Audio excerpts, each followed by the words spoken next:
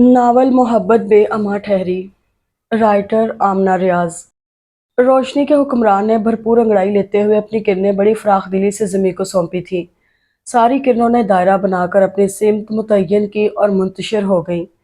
एक किरण ने दूर से इस बड़े से घर की खिड़की को देखा था, जिसकी चौखट के गिर्द झुमका बेल अपनी तमाम तर खूबसूरती और अनाई के साथ आवेजा थी। वो छोटे छोटे कदम उठाती वहां तक आई और विंडो ग्लास से अपनी नन्ही सी नाक टिकाकर अंदर झांका।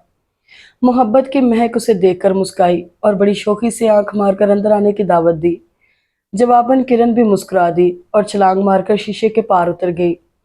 पलंग पर ख्वाबीदा दो नफूस में से एक के चेहरे पर बड़ी नरमी से बोसा दिया। वो कसमसाई और करवट बदल ली। हार बाई से तिलमिलाहट होती है, सो किरण भी तिलमिला उठी और दूर से अपनी हमजोलियों को खींच लाई, जो उसके सारे वजूद पर छा गईं। उफ, ये सुबह इतनी जल्दी क्यों हो जाती है। अब तिलमिलाहट का शिकार वो हुई थी और कसलमंदी से उठ बैठी थी। वो पोटों पर नींद बराजमान थी। उसने बाल समेटते हुए दाएं तरफ सोए असद को देखा, फिर ग्लास विंडो को। दूसरे ही लम्हे वो पर्दे बराबर करके दोबारा बेड पर दराज हो चुकी थी। किरणें धक्का देकर बाहर निकाले जाने पर मुंह बसोरने लगी। फिर कोई रोज़न ना पाकर किसी और सिमत की तरफ गामजन हो गई। दूसरी बार नींद में खलल तब पड़ा था जब मखसूस उंगलियों के लम्स ने उसके बालों में हलचल मचाई थी। प्लीज सादी, मुझे सोने दो। उसने करवट बदलना चाही, लेकिन असद ने रोक दिया। कोई ज़रूरत नहीं है फिर से सोने की, मैं पहले ही ऑफिस से लेट हो चुका हूँ और जुबैरी साहब का 2 बार फ़ोन भी आ चुका है। जल्दी से मेरे लिए कॉफ़ी बना दो, और हाँ, ये टाई की नॉट भी लगाओ। उसे टाई की नॉट लगानी नहीं आती थी, इसीलिए पहले ये काम असद के वालिद क्या करते थे। और अब दीजा। असद की बात का उल्टा असर हुआ था। दीजा को सर तक कंबल तानते देखकर उसने हाथ कमर पर रखकर उसे घूरा, फिर एक झटके से कंबल खींच दिया। मैं नहीं चाहता कि जुबैरी साहब फिर से फ़ोन करें, लिहाजा फ़ौरन से पेशतर उठ बैठो। दिया, मैं तुम्ही से कह रहा हूँ। वो उसे यूं ही मुखातिब किया करता था।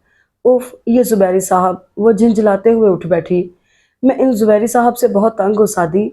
आखिर बॉस तुम हो या वो? ज़रा सी देर हुई नहीं और उनकी उंगलियों में खुजली शुरू हुई नहीं। आखिर तुम उन्हें जॉब से फारिग क्यों नहीं कर देते? इनफैक्ट बॉस को तो ऑफिस देर से आने की इजाज़त होनी ही चाहिए। उसने मौक़िफ़ बयान किया था। असद मुस्कुराते हुए कदआदम आईने के सामने जा रुका। देखिए मिसेस दीजा असद, अव्वल तो ऑफिस देर से जाना मेरे असूलों में शामिल नहीं है। सोचो ज़रा, जब ऑफिस में बॉस ही देर से पहुंचेगा तो वर्कर्स इस चीज़ का क्या असर लेंगे। दूसरी बात यह कि जुबैरी साहब पापा के ज़माने के वर्कर हैं, बहुत ही मेहनती और काबिल एतमाद। मैं उनकी इज्जत भी बहुत करता हूँ और वो भी मुझे बेटा कहते हैं, लिहाजा उन्हें फारिग करना नामुमकिन है। अब सीधी तरह यहाँ आकर नॉट लगाओ। वो कुछ रौब से बोला तो दीजा मुंह बसोरती उसके करीब आन रुकी। टाई की नॉट लगाते हुए वो मुसलसल कुछ बुड़बुड़ा रही थी, जो असद पर वाज़ेह नहीं हो पा रही थी। सो उसने मुस्कुराने पर इक्तफा किया। सादी, अब तुम टाई की नॉट लगाना सीख लो। वो क्यों? उसने कुछ ताज्जुब से पूछते हुए उसकी कमर के गिर्द बाजू फैलाकर दोनों हाथों की उंगलियां आपस में फंसा ली। हर रोज तुम यूं मुझसे टाई की नॉट लगवाने आते हो, जैसे कि छोटा सा बच्चा अपनी माँ के पास जाकर कहता है, मामा मुझे स्कूल के लिए तैयार कर दो।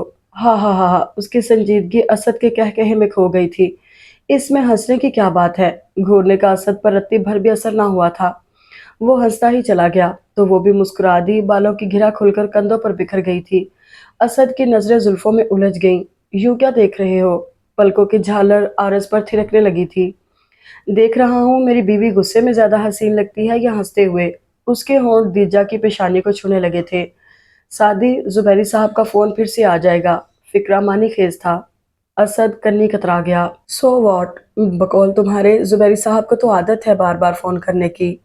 मुतबस्सम और शरीर लहजे ने दीजा को झींपने पर मजबूर कर दिया था, जिसे छुपाने के लिए उसने दोनों हथेलियां असद के सीने पर रखकर पीछे धकेल दिया। वो लड़खड़ाकर स्टूल का सहारा लेने लगा। ऑफिस देर से जाना तुम्हारे असूलों में शामिल नहीं है। मैं नाश्ता तैयार करने जा रही हूँ, तुम जल्दी से आ जाओ। मुख्तसर लफ्जों में वो अपनी बात समझा गई थी और कमरे से निकलते हुए उसने असद का छत फाड़ता कह कहा सुना था। उसके अपने चेहरे पर भी असद की मोहब्बत तबस्सुम की तरह बिखर गई। किचन में आकर उसने इलेक्ट्रिकल केटल का प्लग लगाया और खुद असद का फेवरेट ऑमलेट तैयार करने लगी, क्योंकि इसके बाद असद ने महज डिनर ही करना था। लंच टाइम में भी वो महज चाय कॉफी पर गुजारा करता था और फिर डिनर घर पर ही क्या करता था। जिस तरह असद उसकी पसंद नापसंद का ख्याल रखता था, इसी तरह दीजा खुद भी उसका बेहद ख्याल रखती थी। बस उसकी शख्सियत में शिद्दत पसंदी का अंसर गालिब था اور اسی شدت پسندی کے زیر اثر وہ اسد کا ہر کام اپنے ہاتھوں سے کرتی تھی، حتیٰ کہ ایک بار اسد کے جوتے پالش کرنے پر اس نے ملازمہ کو تھپڑ دے مارا تھا۔ صبح آفس جاتے ہوئے وہ بریف کیس خود تھماتی تھی اور کوٹ بھی خود ہی پہناتی تھی۔ اب بھی وہ اسے پورچ تک چھوڑنے آئی تھی۔ سونو سادی، تمہیں یاد ہے نا آج ہمیں مسز فاروق کے یہاں جانا ہے؟ وہ پوچھ رہی تھی۔ اسد نے اس بات میں سر ہلا دیا اور ایک بار پھر اس کے گال پر اپنی محبت ثبت کر کے کار سٹارٹ کر دی تھی۔ دیجا گیٹ پر اس وقت تک کھڑی رہی جب تک روڈ پر کار کا نقطہ معدوم نہیں ہو گیا۔ مسز فاروق کے گھر کا لان بے حد خوبصورتی سے سجایا گیا تھا۔ سبز گھاس پر تھرکتی روشنیاں اور اس گھاس کو بے دردی سے روندتے قدم آپس میں برسرے پیکار تھے۔ سفید وردیوں میں ملبوس ویٹرز ہاتھوں میں سنہری تشتریاں اٹھائے ادھر سے ادھر بھاگتے پھر رہے تھے۔ رات کی مناسبت سے گہرے رنگوں کے ملبوسات سے سجے وجود میک اپ کے تہے چہروں پر چڑھائے ایک دوسرے میں مگن تھے۔ مسکراہٹیں تھیں، ریشمی کپڑوں کی سرسراہٹیں تھیں، کہے تھے، کھلکھلاہٹیں تھیں، دنیا جہان کے مختلف پرفیومز کی خوشبوؤں کے حصار کو توڑتی۔ باربیکیوز کی اشتہا انگیز مہک سارے لان میں قبضہ جما رہی تھی۔ بیک گراؤنڈ میں بجتی مدھم و مدھر موسیقی نے سارے ماحول کو رومانٹک بنا دیا تھا، اور سب سے بڑھ کر چہار سو پھیلی چاندنی فضا کی خنکی کو کھینچ کر ہر وجود پر کپ کپی طاری کرنے کی بھرپور کوشش کر رہی تھی، جس میں اسے کسی قدر کامیابی بھی ہوئی تھی۔ اور اس سارے ماحول کا ایک جز وہ بھی تھی جس کے سراپے کو نیوی بلو کلر کی ساڑی نے مزید دلکش بنا دیا تھا۔ اس نے اپنی شہد رنگ زلفوں سے ہم رنگ آنکھیں ایک ہی سمت میں ٹکا رکھی تھی، جہاں اسد احمد گیلانی اپنے بیش قیمت سوٹ کی پرواہ کیے بغیر گھاس پر پھسکڑا مارے بیٹھا تھا، اور رنگ برنگے ملبوسات میں ملبوس بچوں کا ایک بڑا سا گروپ اس کے گرد دائرے کی صورت براجمان تھا۔ محبت، شفقت اور اسی قسم کے دوسرے جذبات ایک ساتھ اس کے چہرے کا حصہ بنے ہوئے تھے۔ اور وہاں کچھ اور بھی تھا، شاید کچھ نہ ہونے کا دکھ، اگرچہ اس کے چہرے پر رقم نہ تھا، مگر جو آپ سے محبت کرتے ہیں وہ آپ کے اندر بستے ہیں، وہ اندر کے حال سے ہر لمحہ واقف ہوتے ہیں۔ آپ کچھ نہ بھی کہیں وہ پہچان جاتے ہیں۔ سو وہ بھی پہچان گئی تھی۔ یہ شاید اس کی نظروں کی تپش ہی تھی جس نے اسد کو سر اٹھانے پر مجبور کیا تھا۔ وہ بڑے جاندار انداز میں مسکراتے ہوئے ہاتھ کے اشارے سے اسے پاس آنے کی دعوت دے رہا تھا۔ اس نے مسکرانے پر اکتفا کیا اور نفی میں گردن ہلا دی تھی۔ اسد نے کندھے اچکائے اور پھر سے بچوں میں مگن ہو گیا۔ وہ ریڈ سٹون سے بنی روش سے گزرتی اس حصے میں آ گئی جہاں سفید سنگ مرمر کا فوارہ کمکموں سے منعکس کر کے سترنگے موتی برسا رہا تھا۔ وہ کنارے پر ٹک کر موتیوں کو ہتھیلی پر جمع کرنے لگی۔ اسے لگا شاید کچھ ایسے ہی موتی اس کی آنکھوں میں بھی ٹکے ہیں، ذرا جو موقع ملا تو باڑ توڑ کر باہر نکل آئیں گے۔ تبھی اس نے اپنے پیچھے ایک آواز سنی تھی، جانی پہچانی سی آواز، مانوس سی آواز۔ اس نے پلکیں جھپک کر آنسوؤں کو واپس دھکیلا اور اس سے پہلے کہ وہ مڑ کر دیکھتی، پیچھے والی شخصیت اس کے سامنے آ گئی۔ وہ صبا تھی، اس کی بیسٹ فرینڈ، جو آتے ہی اس سے لپٹ گئی تھی۔ کیسی ہو دیجا؟ قسم سے اتنا دل چاہ رہا تھا میرا تم سے ملنے کو۔ اگر آج یہاں ملاقات نہ ہوتی تو میں کل تمہارے گھر آنے والی تھی۔ ویسے تم مسز فاروق کے یہاں کیسے؟ میں تو کل ہی بیروت سے آئی ہوں۔ فاروق بھائی ابراہیم کے بہت اچھے دوست ہیں، اور وہ یوں ہی نان سٹاپ بولا کرتی تھی، مگر اس وقت دیجا نے ٹوک دیا۔ خدا کے واسطے صبا، آہستہ آہستہ بات کرو، ممکن ہے میں تمہاری بات بہتر طریقے سے سمجھ سکوں۔ صبا شرمندہ ہوئے بغیر ہنس دی۔ چلو وہاں چل کر بیٹھتے ہیں۔ وہ اس کا ہاتھ تھام کر کونے والی میز پر لے آئی۔ پھر شکوہ شکایات کی فہرستیں نکالی گئی، معافی تلافی ہوئی، گزرے قصے دہرائے گئے، اسکول سے لے کر یونیورسٹی لیول تک کے دوستوں کو یاد کیا گیا، اور یوں وہ ماضی کے شبستان سے گزر کر حال کے گلستان میں داخل ہو گئے۔ محض 4 سال ہی تو ہوئے ہیں ہمیں یونیورسٹی چھوڑے، اور لگتا ہے صدیاں بیت گئیں۔ صبا کی نظریں سیاہ آسمان میں جانے کیا کھوج رہی تھیں۔ ہاں، لیکن کبھی کبھی بالکل کل کی بات ہی لگتی ہے۔ صبا تائید میں سر ہلاتے ہوئے ہنسنے لگی۔ کوئی قصہ ذہن کی راہ گزر سے گزرا تھا۔ اور وہ تمہارا مجنو کہاں ہے؟ صبا نے پوچھا تو دیجا حیرانگی سے اسے دیکھنے لگی۔ اسد کی بات کر رہی ہو؟ دیجا نے مسکراتے ہوئے اسد کی طرف اشارہ کر دیا۔ صبا اس طرف دیکھنے لگی اور بولی، ایک میرے میاں ہیں جنہیں ہر محفل میں لڑکیوں کے بیچ راجہ اندر بنے رہنے کا شوق ہے، اور ایک یہ اسد ہے۔ خیر، ان بچوں میں سے تمہارا کون سا ہے؟ دیجا خاموش رہی۔ جس موضوع سے بچتی آئی تھی نادانستہ طور پر چھڑ گیا تھا۔ ان میں سے کوئی بچہ میرا نہیں ہے صبا۔ اس کے لہجے کا اضطراب صبا سے مخفی ہی رہا۔ اچھا، پھر وہ کہاں ہے؟ کیا گھر پر چھوڑ آئی ہو؟ وہ ایک بار پھر خاموش رہی۔ کیا کہے، کس سمت میں قدم دھرے؟ سچ کہہ دے یا موضوع بدل دے؟ سچ کڑوا ہے اور موضوع بدلنا بے حد مشکل۔ یہ تم کہاں کھو جاتی ہو؟ صبا نے اس کے سامنے چٹکی بجائی۔ وہ چونکی۔ میں پوچھ رہی تھی، یہ آخر کیوں جاننا چاہتی ہے؟ اس نے سوچا کوئی اور بات نہیں کر سکتی صبا، وہ اکتاہٹ سے بولی تھی۔ صبا نے کچھ حیرانی سے اسے دیکھا۔ ٹھیک ہے اگر تم نہیں بتانا چاہتی تو۔ نہیں نہیں صبا، میں تمہیں بتاتی ہوں، کوئی بچہ نہیں ہے میرا، خدا نے مجھے اتنی صلاحیت ہی نہیں دی کہ میں اولاد پیدا کر سکوں، سمجھ رہی ہو نا تم؟ صبا، بانجھ ہوں میں۔ وہ یکلخت ہی بڑک اٹھی تھی۔ یہ چند لفظ بولنے میں اس کی ساری قوت صرف ہوئی تھی شاید، تبھی تھک کر سر دونوں ہاتھوں میں گرا لیا تھا۔ وہ رونا چاہتی تھی مگر رو نہیں پا رہی تھی۔ پتہ نہیں کیوں اسے لگا تھا جیسے صبا اس راز سے واقف ہے اور جان بوجھ کر اسے کرید رہی ہے۔ یقیناً دل ہی دل میں اس پر ہنس بھی رہی ہوگی۔ فضا میں خنکی بڑھ گئی تھی، سرد ہوا کے جھونکے بھی خرامہ خرامہ دھرتی کا رخ کر رہے تھے، اور وہ ہر احساس سے بے نیاز صرف ایک احساس کے زیر اثر تھی۔ آئی ایم ایکسٹریملی سوری دیجا، میرا مقصد تمہیں ہرٹ کرنا ہرگز نہیں تھا۔ انفیکٹ میں تو جانتی ہی نہیں تھی۔ اس کا انداز وضاحتی تھا اور وہ کرسی پر جھکی اس کے کندھے تھپک رہی تھی۔ اٹس اوکے، بس میں ہی اریٹیٹ ہو جاتی ہوں، وہ بمشکل مسکرائی تھی۔ نہیں بھئی، دراصل میری باتیں ہی ایسی ہوتی ہیں جو دوسروں کو غصہ دلا دیں۔ تمہیں یاد ہے نا ابراہیم، ہماری شادی سے پہلے کتنے کول مائنڈڈ ہوا کرتے تھے، مگر اب… صبا نے اپنی بات کا اثر زائل کرنے کے لیے اور ماحول کو خوشگوار بنانے کے لیے کمال خوبصورتی سے موضوع بدل دیا تھا، اور بظاہر تو وہ بھی بہل گئی تھی، مگر جب احساس سے محرومی جاگ اٹھے تو اسے دبانا بے حد مشکل ہوتا ہے۔ پرانے زخم چھڑ جائیں تو انہیں بھرنے میں وقت تو لگتا ہی ہے نا۔ تارکول کی سیاہ سڑک ڈوبتے چاند کی زرد روشنی میں نہائی ہوئی تھی۔ دو رویہ کداور اشجار جنات کی طرح تنے ہوئے تھے اور اپنی شاخیں پھیلائے حملہ کرنے کو بےتاب۔ اسد نے ونڈ سکرین سے نظر ہٹا کر اس پر ڈالی تھی، جو اپنے بالوں کو انگلی پر لپیٹتے ہوئے کھڑکی سے باہر نہ جانے کیا کھوج رہی تھی۔ اسد نے ذرا سا جھک کر اس کے شانے سے اپنا شانہ ٹکرایا تھا۔ وہ متوجہ ہوئی اور اسے دیکھ کر ہولے سے مسکرا دی۔ جب ایک بے انتہا ہینڈسم بندہ پہلو میں بیٹھا ہو تو کوئی بھی عقلمند لڑکی تمہاری طرح اسے چھوڑ کر گاڑی سے باہر نہیں دیکھتی، خاص طور پر تب جب پہلو میں بیٹھا بندہ اس کا مجازی خدا بھی ہو۔ وہ حد درجہ سنجیدگی سے کہہ رہا تھا، لیکن آنکھوں میں شرارت ہلکورے لے رہی تھی۔ دیجا نے اس کے ہونٹوں پر پھیلی پیاری سی مسکان کو دیکھا، جو دیجا کے لیے اس کی شخصیت کا خاصہ تھی۔ اس کا مطلب یہ قطعاً نہیں ہے کہ پہلو میں بیٹھے ہینڈسم بندے کو نظر ہی لگا دی جائے۔ اپنی طرف اسے یک ٹک دیکھتا پا کر وہ شرارت سے گویا ہوا تو دیجا پھر سے باہر دیکھنے لگی۔ کاش میں تم کو نظر لگا سکتی تو کسی اور کی نظر لگنے کا خطرہ ہی نہ ہوتا۔ اور وہ کسی اور کون ہے؟ وہ کسی قدر حیرانی سے پوچھ رہا تھا۔ مسز عباس کی نند، سارے فنکشن میں وہ تمہیں ہی دیکھتی رہی گھور گھور کے۔ اسد کا کہا بڑا زوردار تھا کیونکہ دیجا کا زور گھور گھور پہ تھا۔ یقین کرو یہ خبر مجھے تم سے ملی ہے کہ وہ مجھے گھور گھور کر دیکھ رہی تھی، ورنہ میں نے تو آج مسز عباس کو نہیں دیکھا، ان کی نند کو کیسے دیکھ سکتا تھا؟ اسد نے دیجا کو جمائی روکتے دیکھا تو بازو پھیلا دیا۔ یہاں آ جاؤ۔ دیجا نے ذرا سا کھسک کر اس کے سینے پر سر رکھ دیا۔ اسد کا مضبوط ہاتھ اس کے شانے پر تھا۔ حیرت ہے کہ تم نے مسز عباس اور ان کی نند کو نہیں دیکھا، حالانکہ وہ بالکل تمہارے سامنے والی ٹیبل پر بیٹھی تھی۔ تم مجھ پر شک کر رہی ہو دیا؟ اسد نے اپنے لہجے میں دل گرفتگی پیدا کرنے کی ہر ممکن کوشش کی۔ بالکل نہیں، کیونکہ میں جانتی ہوں میرا حق کوئی غصب نہیں کر سکتا۔ اس نے شانے پر دھرا ہاتھ ہونٹوں سے لگا لیا تھا۔ اس کے اس قدر پختہ یقین پر اسد بھرپور انداز میں مسکرا دیا۔ حقیقتاً مجھے تو آج فرصت ہی نہیں ملی کہ کسی کی نند کو دیکھوں۔ دراصل بچوں کی مخلوق ہوتی ہی اتنی خوبصورت ہے کہ کہیں اور دیکھنے ہی نہیں دیتی۔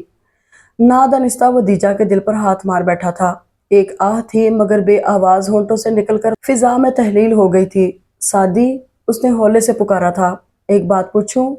دو باتیں پوچھ لو، وہ مگن سا ڈرائیو کر رہا تھا۔ تمہیں بچے بہت اچھے لگتے ہیں سادی، وہ پوچھ رہی تھی اور لہجہ اندرونی حالت کا منہ بولتا ثبوت تھا۔ اسد کو ایک دم اپنی غلطی کا احساس ہوا۔ دیجا نے پھر سے اپنا سوال دہرایا تھا۔ تب اسد نے اپنے ہاتھ کی گرفت اس کی شانے پر مضبوط تر کر دی۔ ہاں دیجا، مجھے بچے بہت اچھے لگتے ہیں، وہ یہی کہہ پایا۔ وہاں بچوں کے بیچ وہ بھول ہی گیا تھا کہ اس کا یہ عمل دیجا کو کس قدر تکلیف پہنچائے گا۔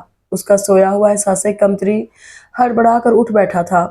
پلیز دیا، رونا نہیں، تمہارے آنسو مجھے تکلیف دیتے ہیں۔ اب اسد کا ہاتھ اس کے بالوں میں تھا۔ میں رو تو نہیں رہی سادی۔ ہاں، کچھ آنسو نظر نہیں آتے، وہ محض دل پر گرتے ہیں، برستے ہیں اور برستے ہی چلے جاتے ہیں۔ اس کے باوجود دل اور زیادہ کی رٹ لگائے رکھتا ہے۔ میں تو صرف خدا سے شکوہ کر رہی تھی۔ وہ پھر بولی، سب عورتوں کے قدموں تلے جنت رکھ دی، ایک سوائے میرے۔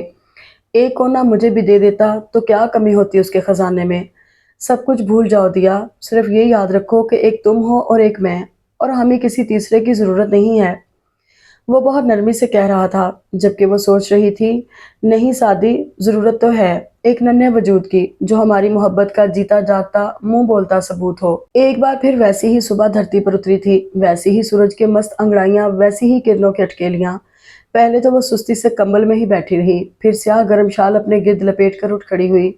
گلاس ونڈو سے چھن چھن کر آتی سورج کی بیٹیاں اپنی کامیابی پر خوش ہو رہی تھیں۔ اس نے پردہ سرکا کر باہر جھانکا۔ کھڑکی کے سامنے بچھی صاف ستھری سڑک پر صبح اپنی تمام تر جولانیوں کے ساتھ استادہ تھی۔ اس نے پردے برابر کیے۔ اندر رہ جانے والی کرنیں خاموشی میں تحلیل ہو گئیں۔ اسد جم خانہ سے آنے والا تھا۔ وہ ہاتھوں سے بال سنوارتی ٹیرس پر آ گئی۔ وہ گرل پر جھکی لان میں جھانک رہی تھی جہاں بوڑھا مالی بابا بڑی شفقت سے بیل بوٹے سیراب کر رہا تھا۔ اس کے پکارنے پر سر اٹھا کر اوپر دیکھنے لگا، پھر ہاتھ کے اشارے سے اسے پیار دیا جسے قبول کرتے ہوئے وہ مسکرا دی۔ بابا، اماں وزیرہ آ گئی؟ وہ کام والی ماسی کے بارے میں پوچھ رہی تھی۔ بابا نے اس بات میں سر ہلایا تو وہ زینہ طے کر کے لاؤنج میں آ گئی جہاں دائرے کی صورت میں پڑے بیش قیمت صوفوں کے قریب وہ بیٹھی تھی۔ اماں وزیرہ کی بیٹی مہر النساء۔ اماں وزیرہ نہیں آئی؟ اس نے مہر النساء سے پوچھا تھا۔ اماں کی طبیعت ٹھیک نہیں ہے، اس لیے اس نے آج ہمیں بھیجا ہے۔ جواب مہر النساء کے ساتھ کھڑی عورت کی طرف سے آیا تھا۔ تم؟ وہ اسے پہچاننے کی کوشش کر رہی تھی۔ تم وزیرہ کی کون ہو؟ مہر النساء نے جواب دیا، یہ ہماری سب سے بڑی بہن ہے۔ دیجا کو ہنسی آ گئی کیونکہ اس نے سب سے بڑی پر زور دیا تھا۔ ہاں، اس کی شکل وزیرہ سے بہت ملتی ہے۔ اس نے کوئی بھی جواب دیے بغیر اپنے دوپٹے سے فرنیچر کی گرد صاف کرنی شروع کر دی تھی۔ کیا نام ہے تمہارا؟ اس کے مخاطب وہ تھی اور نظریں مہر النساء پر تھیں جو ہمیشہ کی طرح سائڈ ٹیبل کے قریب دو زانوں بیٹھ گئی تھی اور گرد صاف کرتے ہوئے بہت اشتیاق سے ٹیبل پر سجے کرسٹل پیسز کو دیکھ رہی تھی۔ اس کی نگاہوں میں شوق کا ایک جہان آباد تھا۔ زہرا، مختصر سوالات عام طور سے مختصر جوابات کے ہی حامل ہوتے ہیں۔ مہر النساء نچلا ہونٹ دانتوں میں دبائے بہت احتیاط سے ہر چیز کو چھو رہی تھی۔ 16-17 سال کی یہ لڑکی ہمیشہ اسے اٹریکٹ کرتی تھی، جس کے ہونٹ زندہ دلی سے مسکراتے تھے اور معصومیت آنکھوں میں تخت نشین تھی۔ دیجا نے یوں ہی پکار لیا۔ وہ جو منہمک تھی گھبرا گئی اور ہاتھ کھینچ لیا۔ تمہیں یہ پسند ہے؟ دیجا نے مسکراتے ہوئے پوچھا تھا، مگر اس کے باوجود مہر النساء خاموش رہی۔ چہرہ ابھی بھی گھبراہٹ کے زیر اثر تھا، لیکن آنکھوں میں معصومیت اس بات میں سر ہلا رہی تھی۔ ٹھیک ہے مہر النساء، ان میں سے جو بھی تمہیں پسند ہیں وہ تم رکھ لو۔ اسبات تحیر میں بدل گیا۔ سچ؟ وہ پوچھ رہی تھی۔ دیجا نے سر ہلایا تو وہ خوشی خوشی سلیکشن کرنے لگی۔ تبھی زہرا کی سرزنش بھری آواز نے اسے ٹوک دیا۔ دیجا کو اس کی مداخلت ناگوار گزری تھی۔ میں تمہیں تو نہیں دے رہی زہرا، اس نے کچھ نرمی سے کہا تھا۔ اس کے باوجود طنزیہ مسکراہٹ نے زہرا کے چہرے کا احاطہ کرنے میں لمحہ ہی لیا تھا۔ مجھے دو یا اسے؟ بات تو ایک ہی ہے نا بی بی، اسے نہ ہی دو تو اچھا ہے۔ ویسے بھی غریب کو بغیر محنت کے مل جائے تو وہ گندم کی ڈھیری کی طرح پھیل جاتا ہے اور ندیدی نظروں سے ہر چیز کو تکتا ہے۔ پھر تم امیر لوگ ہی ہڈ حرامی کا تانا دیتے ہو۔ تم اتنا تلخ کیوں بول رہی ہو؟ دیجا نے حیرت سے اسے دیکھا۔ بات اتنی سخت تو نہ تھی، اس کے باوجود زہرا کے لفظ لفظ میں تلخی کا سیال تھا اور اب تبسم میں بھی۔ یہ تلخ تو نہیں ہے، یہ سچ ہے جی، اور تم امیر لوگ سچائی کو تلخی کا نام دیتے ہو۔ زندگی ہم غریبوں میں سچائی بھر دیتی ہے، یعنی تلخی۔ دیجا اسے دیکھے گئی تھی، جس کے دھنسے ہوئے پپوٹے اور گردن کے قریب جا بجا جھریوں کا جال پکی عمر کا پہاڑا پڑ رہا تھا اور آنکھوں میں جہاں دیدگی کسی پیشہ ورانہ عورت کی طرح ڈیرا جمائے ہوئے تھی۔ تم شادی شدہ ہو؟ سینٹرل ٹیبل سے اخبار اٹھاتے ہوئے اس نے سرسری انداز میں پوچھا تھا اور مہر النساء کو مسکرا کر شہ دی تھی۔ ہاں، اماں نے میری شادی کی تھی۔ تھی؟ کیا مطلب؟ 2 روز پہلے طلاق ہو گئی۔ زہرا نے یوں بتایا تھا گویا اسے نہیں کسی اور کو طلاق ہوئی ہو۔ دیجا کو جھٹکا سا لگا۔ پھر تو تم عدت سے ہوئی زہرا؟ نہ، مجھے کوئی غم نہیں ہے۔ وہ ایسے کہہ رہی تھی جیسے عدت کا تعلق غم ہی سے ہو۔ اطمینان قابل دید تھا۔ دیجا نے گہرا سانس بھرا اور نظریں اخبار پر ہیڈ لائن پر ٹکا دی۔ اسے زہرا کی ذہنی حالت پر شک ہو رہا تھا۔ بچے کتنے ہیں تمہارے؟ نہ بھلا بچہ ہوتا تو وہ حرامی طلاق دیتا ہی کیوں؟ بچے کے لیے ہی تو اس نے دوسری شادی کی ہے۔ دیجا کے ہاتھ سے اخبار چھوٹ گیا۔ پتہ نہیں کیا ہوا تھا کہ دل زور زور سے دھڑکنے لگا تھا۔ بچہ نہیں ہوا زہرا؟ جانے وہ کیا سننا چاہ رہی تھی، رب ہی جانے۔ زہرا نے ایک طویل سرد آہ بھری۔ میں گئی تھی ڈاکٹرنی کے پاس، وہ کہنے لگی جب رب کی مرضی ہوگی بچہ ہو جائے گا۔ پورے 8 سال تک میں ڈاکٹرنی کے پاس جاتی رہی، دم درود بھی کرائے، اس کمینے کی مار بھی کھائی، ساس کے تانے الگ اور سسر کی گالیاں الگ۔ नंदों के पैर धो धो कर पिए, और तो और देवर और देवरानी की भी खिदमतें की। पर हाँ कहा, औरत की किस्मत ही ऐसी है, बच्चा ना हो तो मर्द दूसरी लाता ही है, चाहे छुपा कर लाए या खुल्लम खुल्ला। सब मर्द एक से तो नहीं होते ना। उसे खुद भी खबर न थी कि उसका फिक्रा ताई तलब है या तरदीद तलब। बस दिल सूखे पत्ते की तरह लर्जने लगा था। ना जी, सब मर्द एक से ही होते हैं। मर्जी करने पे आए तो ना औरत रोक सकती है और ना औलाद।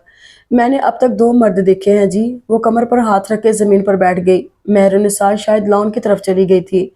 मेरे अब्बे को पुत्र की जंजीर चाहिए थी, जो उसके बुढ़ापे में उसका सहारा बन सके। और जब मेरी माँ पुत्र ना पैदा कर सकी तो बुढ़ापे में मेरी माँ की गोद में 7 बेटियां डालकर दूसरी शादी कर ली। और जब दूसरी के भी पुत्र ना हुआ तो 1 साल के अंदर अंदर तीसरी बीवी ले आया। दोनों को डाला मेरी माँ के सर पर और खुद पुड़ी की लत लगा बैठा। मेरी माँ ने तो गुजारा कर लिया था जी, पर उन दोनों से ना हुआ। एक ने तलाक ले ली और एक भाग गई। दूसरा मर्द अकबर था, मेरा मियाँ। फिल्में देख देख कर उसका मगज सड़ गया था। खुद को हीरो समझता था। उसे भी पुत्र चाहिए था, और मैं तो बेटी भी न दे सकी। दीजा ने जोहरा की आंखों में आंसू देखे थे और नजरें गोद में रखे अपने लरजते हाथों पर मरकूज कर दी थी। जोहरा कुछ और भी कह रही थी, दीजा मफहूम न समझ सकी। तो क्या असद भी? जहन के दलान में बस एक ही सवाल की बाजगश्त सुनाई दे रही थी। नहीं नहीं, असद ऐसा नहीं हो सकता। उसने पुरजोर तरदीद की थी। हैं जी? जोहरा ने हैरानगी से कहा था। दीजा शायद बेख्तियारी में कुछ ज्यादा ही ऊंचा बोल गई थी। हाँ कुछ नहीं, तुम अपना काम करो। वो सुस्त रवि से चलती हुई वापस टेरेस पर आ गई। धूप की तमाज़त में शिद्दत आ चुकी थी, जो बिलाशुबा बदन को भली लग रही थी। उसका दिमाग सवाल कर रहा था, जबकि दिल इनकारी था। तब उसकी आंखें झिलमिलाने लगी। नहीं, सादी ऐसा कुछ नहीं करेगा। वो मुझसे बहुत मोहब्बत करता है। नफी में जोर जोर से सर हिलाते हुए नजर का पंछी ग्रिल से नजर आती सड़क के ऊपर फड़फड़ाने लगा। हाँ, वो असद था, और एक बच्चा 2-3 साल का। कुछ फासले पर खड़ी कार का फ्रंट डोर वहाँ था, और असद मुस्कुराते हुए बच्चे के सामने दो जानू बैठा उसके घुटने झाड़ रहा था। दीजा ने खोजना चाहा, क्या था उसके चेहरे पर?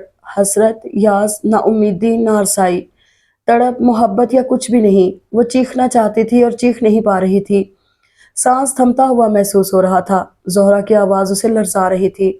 उसने मजबूती से ग्रिल को थाम लिया। सरजमीन जात जलजले से दो चार थी, और उसे एक फैसला करना था। हजूम बढ़ता जा रहा था। तमस्कर उड़ाते कह कहे फैल रहे थे। उसने पेशानी पर नमूदार हो जाने वाली चंद बूंदों को पोंछा। एक निगाह असद पर डाली, जो अभी भी बच्चे से हमकलाम था। वो मुड़ी और मजबूत कदमों से चलती लाउंज में आ गई। सामने ही महरुन निसाब बड़े से पिंजरे में मौजूद ऑस्ट्रेलियन पैरट्स को मतवज्जो करने की कोशिश कर रही थी। दाएं जानब जोहरा सोफों के गर्द झाड़ती जाने क्या बुड़बुड़ा रही थी। जोहरा, उसके पुकारने पर वो मुतवज्जो हुई, साथ ही महरुन निसाब भी। मैं तुम्हारे घर आना चाहती हूँ जोहरा, मुझे पता समझा दो।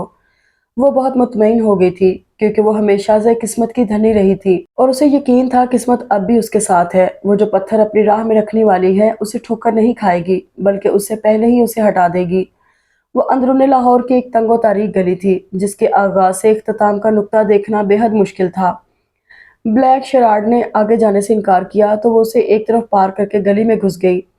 खुले हुए गटरों का गंदा बदबूदार पानी गली में जा बजा फैला हुआ था, जिसकी बदौलत उसे चलने और सांस लेने में काफी दिक्कत हो रही थी। बहरहाल उसे ये रास्ता तय करना ही था, क्योंकि ऐसा ना करने की सूरत में जो मुश्किलात उसके सामने आती वो इससे भी बढ़कर हो सकती थी। उसने रुक कर एक आदमी से अम्मा वजीरा के घर का पता मालूम करना चाहा। वो शख्स यहाँ मौजूद बेशतर लोगों से कदरे बेहतर नजर आ रहा था। वो कुछ देर कागज का पुर्जा हाथ में थामे उसे बगौर देखता रहा, फिर पुरसोच अंदाज में सर उठाकर पीले पीले दांतों की नुमाइश की और आए जी मैं आपको ले चलता हूँ कहकर उसके साथ साथ चलने लगा। दीजा की मजबूरी उसे उसका साथ देने पर मजबूर कर रही थी। वो बंदा बोलने का शायक था या महज उसके सामने बोले ही जा रहा था, दीजा समझ ना सकी। वो तो बस खेलते कूदते गंद में लुथड़े नंग धड़ंग बच्चों को देख रही थी, जिन्हें देखते हुए उसे सख्त कराहियत हो रही थी। और उसने नाक चढ़ा रखी थी। ये शायद फरार की एक राह भी थी, क्योंकि चार पाइयों पर और चबूतरों पर बैठी औरतें उसे हैरानी से देख रही थीं।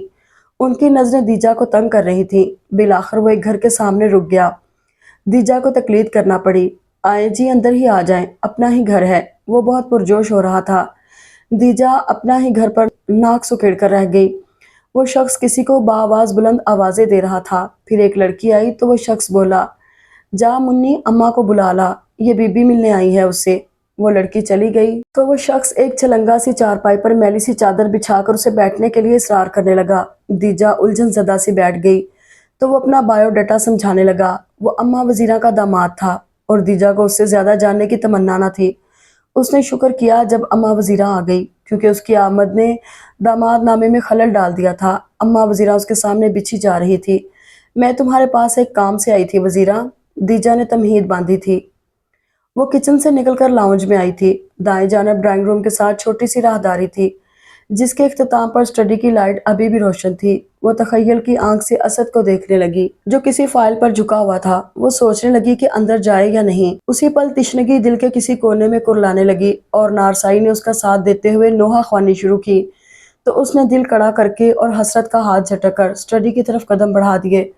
وہ صحرا خریدنے کا فیصلہ کر چکی تھی اور اس کے لیے اسے ایک برسات تو کیا اپنے سارے ساون بھادوں وقتی طور پر رہن رکھنے تھے۔ اور یہی بات جب اس نے اماں وزیرہ سے کہی تھی تو وہ ایک لمحے کے لیے اسے حیرت سے دیکھتی رہ گئی تھی اور جب بولی تو غصہ اور سختی اس کے انداز سے عیاں تھی۔ ہم غریب ضرور ہیں بی بی، مگر اس کا مطلب یہ نہیں ہے کہ بیٹیاں فروخت کرتے پھریں۔ وہ دبی دبی آواز میں بول رہی تھی اور دیجا کو پہلی بار اس بے ضرر سی عورت سے خوف محسوس ہوا تھا۔ وہ اپنے اندر بولنے کی سکت نہیں پا رہی تھی لیکن اسے یہ مارکا سر کرنا ہی تھا، لہٰذا بولی میری بات کا غلط مطلب مت نکالو وزیرہ، میری بات ٹھنڈے دماغ سے سنو اور سمجھو۔ ضرورت مند تم بھی ہو اور میں بھی۔ خدا نے مجھے ماں بننے نہیں دیا مگر مامتا کا جذبہ تو ہر عورت میں ہوتا ہے نا، سو مجھ میں بھی ہے۔ سمجھنے کی کوشش کرو وزیرہ، مجھے بچہ چاہیے اور تمہیں 6 بیٹیوں کا بوجھ اٹھانا ہے۔ زہرا کی طلاق کے بعد تو تمہارا بوجھ اور بھی بڑھ گیا ہے۔ وہ اضطراری انداز میں ہاتھ مسل رہی تھی۔ تم اپنی ایک بیٹی مجھے دے دو، میں تم سے وعدہ کرتی ہوں جیسے ہی وہ میری گود میں بچہ ڈالے گی میں اسے واپس تمہارے گھر پہنچا دوں گی۔ اس میں بھلا ہمارا کی فائدہ؟ بیٹی تو پھر ہمارے ہی در پر ہوگی۔ اس کی شادی کے تمام اخراجات میں برداشت کروں گی۔ تم دیکھنا میں اس کی شادی بہت اچھی جگہ کروا دوں گی۔ اس کا انداز نہ چاہتے ہوئے بھی ملتجی ہو چلا تھا۔ وزیرہ کچھ لمحے خاموش رہی۔ دیجا کو اس کے جھریوں زدہ چہرے پر سوچ کی پرچھائیاں نظر آئی تھیں۔ پھر دفتن وہ نفی میں سر ہلانے لگی۔ نہیں بی بی، زہرا کا ابا نہیں مانے گا۔ زہرا کے ابے نے اب تک تمہیں کیا دیا ہے سوائے 7 بیٹیوں کے جو بیٹے کی چاہ میں دوسری اور پھر تیسری شادی کر سکتا ہے؟ اسے بیٹیوں کی کیا پرواہ؟ جو خود کما نہیں سکتا وہ انکار کیسے اور کیوں کر کرے گا؟ وہ ایک لمحے کو وزیرہ کے تاثرات جاننے کے لیے خاموش ہوئی، پھر بولی اس کے علاوہ میں تمہیں 2 لاکھ روپے دوں گی۔ تم ایک تو کیا 2 لڑکیوں کی شادی بھی آرام سے کر سکو گی۔ وزیرہ کی حیرت سے کھلی آنکھیں خوشی سے کچھ اور کھل گئیں۔ دولت کی چمک، عزت، غیرت، معاشرہ ہر احساس پر حاوی ہو چکی تھی، لیکن کون سی بیٹی؟ اس پر شادی مرگ کی سی کیفیت طاری تھی جس کے زیر اثر اس نے اپنی تمام بیٹیاں گویا ایک قطار میں دیجا کے سامنے پیش کر دی تھیں۔ مہر النساء۔ دیجا نے بڑے آرام سے 5ویں بیٹی کا نام لے دیا تھا۔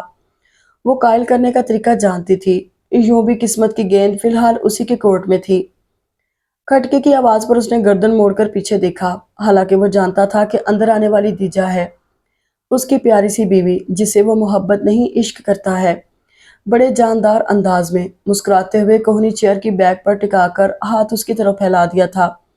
دیجا چھوٹے چھوٹے قدم اٹھاتی اس تک آئی تھی اور اس کا ہاتھ تھام کر سامنے آ گئی تھی۔ کمر کو تھوڑا سا خم دے کر ٹیبل کے ساتھ ٹکتے ہوئے بولی، اتنا کام مت کیا کرو سادی، تھک جاؤ گے۔ اس نے اسد کے گلاسز اتار کر میز پر رکھ دیے تھے، محبتوں سے گھلا لہجہ جس میں فکر کا عنصر غالب تھا اسد کے اندر تک تماریت اتار گیا۔ ٹھیک ہے، اب نہیں کروں گا اور تھکوں گا بھی نہیں۔ چیئر کی بیک سے پش ٹکاتے ہوئے وہ بڑی فرصت سے اسے تکنے لگا تھا۔ اس طرح کیا دیکھ رہے ہو؟ یہ غالباً دل کا چور تھا، تبھی اسے اسد کی محبت لٹاتی نگاہیں خود کو کھوجتی ہوئی محسوس ہو رہی تھیں۔ کچھ بھی تو نہیں، پھر یہ کہ میں وہ بات جاننا چاہتا ہوں جو تم مجھ سے کہنا چاہتی ہو۔ وہ واقعی کھوج رہا تھا اور دیجا کو یقین تھا کہ اسد اس کی بے چینی بھانپ لے گا۔ وہ ایسا ہی تھا، باہر رہتے ہوئے بھی اندر سے واقف۔ دیجا نے بس پلکیں جھکا لی۔ ایسی تو کوئی بات نہیں ہے ساتھی، وہ لفظ چننے کے مراحل طے کر رہی تھی۔ پتہ نہیں کیوں لفظ فکروں میں ڈھل ہی نہیں رہے تھے۔ اسد کچھ ثانیوں سے تکتا رہا، پھر کرسی کے ہینڈلز پر دونوں ہتھیلیوں سے دباؤ ڈال کر اٹھنا چاہا۔ ٹھیک ہے، پھر سو جاتے ہیں۔ نہیں ساتھی، بے اختیار دیجا نے اس کے کندھوں پر ہاتھ رکھ دیے۔ وہ بیٹھ گیا۔ ایک بات ہے، میں تم سے کچھ کہنا چاہتی ہوں سادی۔ استفہام نگاہوں کا پہرہ دار تھا، گویا کہہ رہا ہو اب کہہ بھی چکو۔ دیجا اس کے قدموں میں کسی داسی کی طرح بیٹھ گئی۔ اس نے اپنا سر سعدی کے گھٹنوں پر رکھ دیا تھا۔ سعدی تم میری ایک بات مانو گے؟ اس سے قبل تمہاری وہ کون سی بات ہے جو میں نے نہ مانی ہو یا ٹال دی ہو؟ اسد کا ہاتھ اس کے بالوں میں تھا۔ نہیں، تم مجھے وعدہ کرو کہ تم میری بات ضرور مانو گے۔ اس نے ایک دم سر پر رکھا ہاتھ تھام لیا تھا۔ ٹھیک ہے، میں وعدہ کرتا ہوں کہ تمہاری بات ضرور مانوں گا۔ تم سعدی تم شادی کر لو۔ اسد کے ہاتھ کی گرفت یکلخت کمزور پڑ گئی تھی۔ دوسرے پل وہ دیجا کا ہاتھ جھٹک کر اٹھ کھڑا ہوا۔ مجھے لگتا ہے دیجا تم نیند میں ہو، جاؤ جا کر سو جاؤ، اس نے حکم دیا تھا سخت لہجے میں۔ دیجا کو وحشت سی ہوئی اپنے دل کی دھڑکنوں سے۔ اسد ریک کے پاس کھڑا تھا، وہ اس کے سامنے آ گئی۔ نہیں سعدی، میں نیند میں قطع نہیں ہوں، بلکہ میں پورے ہوش و حواس میں تمہیں اجازت دے رہی ہوں۔ مجھے تمہاری اجازت کی ضرورت نہیں ہے دیجا۔ وہ دھاڑا تھا۔ دیجا بے اختیار 2 قدم پیچھے ہٹی اور ریک سے جا لگی۔ تم کیا سمجھتی ہو میں تمہاری اجازت کا منتظر ہوں کہ ادھر تم اشارہ کرو اور میں شادی کرنے چل دوں؟ نہیں دیجا، ایسا کچھ بھی نہیں ہے۔ شادی کرنی ہوتی تو میں تب ہی کر لیتا جب ڈاکٹر نے تمہارے بانجھ پن کی خبر دی تھی۔ اسد ایک بار پھر رخ موڑ گیا تو وہ پھر سامنے آ گئی۔ Please Saadi, please try to understand me, میں خود تمہاری شادی کرواؤں گی۔ اسد نے اسے بازو سے پکڑ کر دھکا دینے والے انداز میں ہٹایا تھا۔ وہ لڑکھڑا گئی۔ تب تک اسد دھڑ سے دروازہ بند کر کے جا چکا تھا۔ دیجا کو سمجھ میں نہیں آیا کہ اس کے پیچھے جائے یا نہیں۔ اسد کا رویہ اس کی توقع کے عین مطابق تھا، لیکن اس نے ہمت نہیں ہاری کیونکہ اسے معلوم تھا اسد مان جائے گا، اسے ماننا ہی پڑے گا۔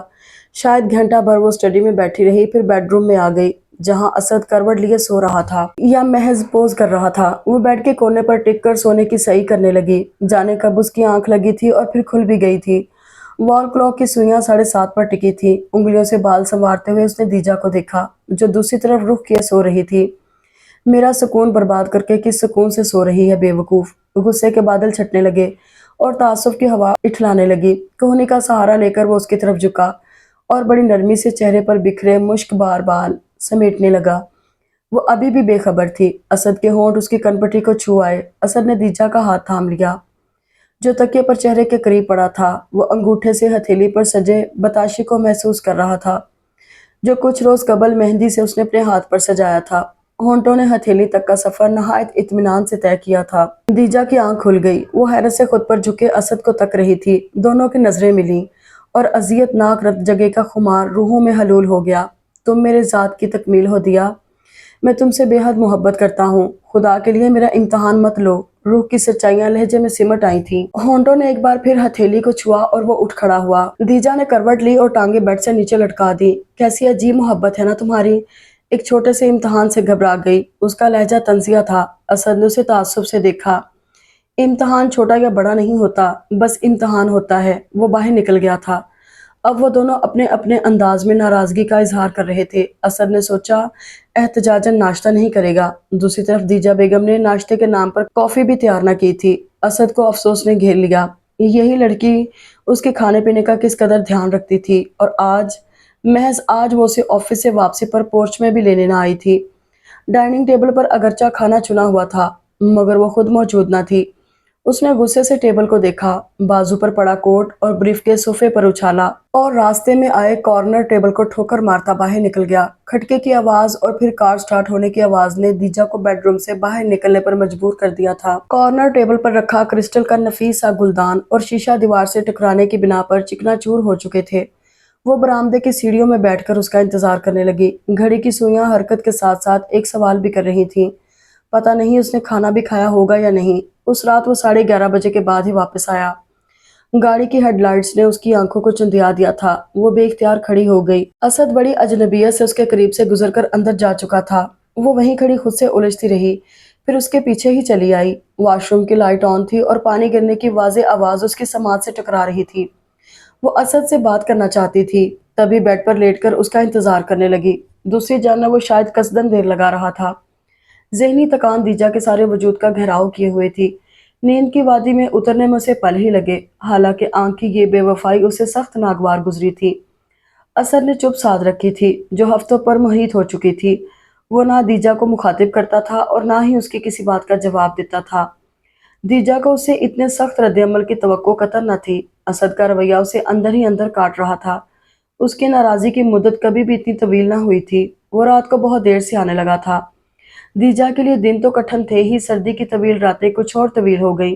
حد تو تب ہوئی जब घड़ी की सुइयां 2 और 3 का फिगर भी क्रॉस करने लगी। वो आंखों में आंसू भरे उसे तके गई थी और जब जब्त का यारा न रहा तो उसके कुशादा सीने से सर टिकाकर फूट फूट कर रो दी।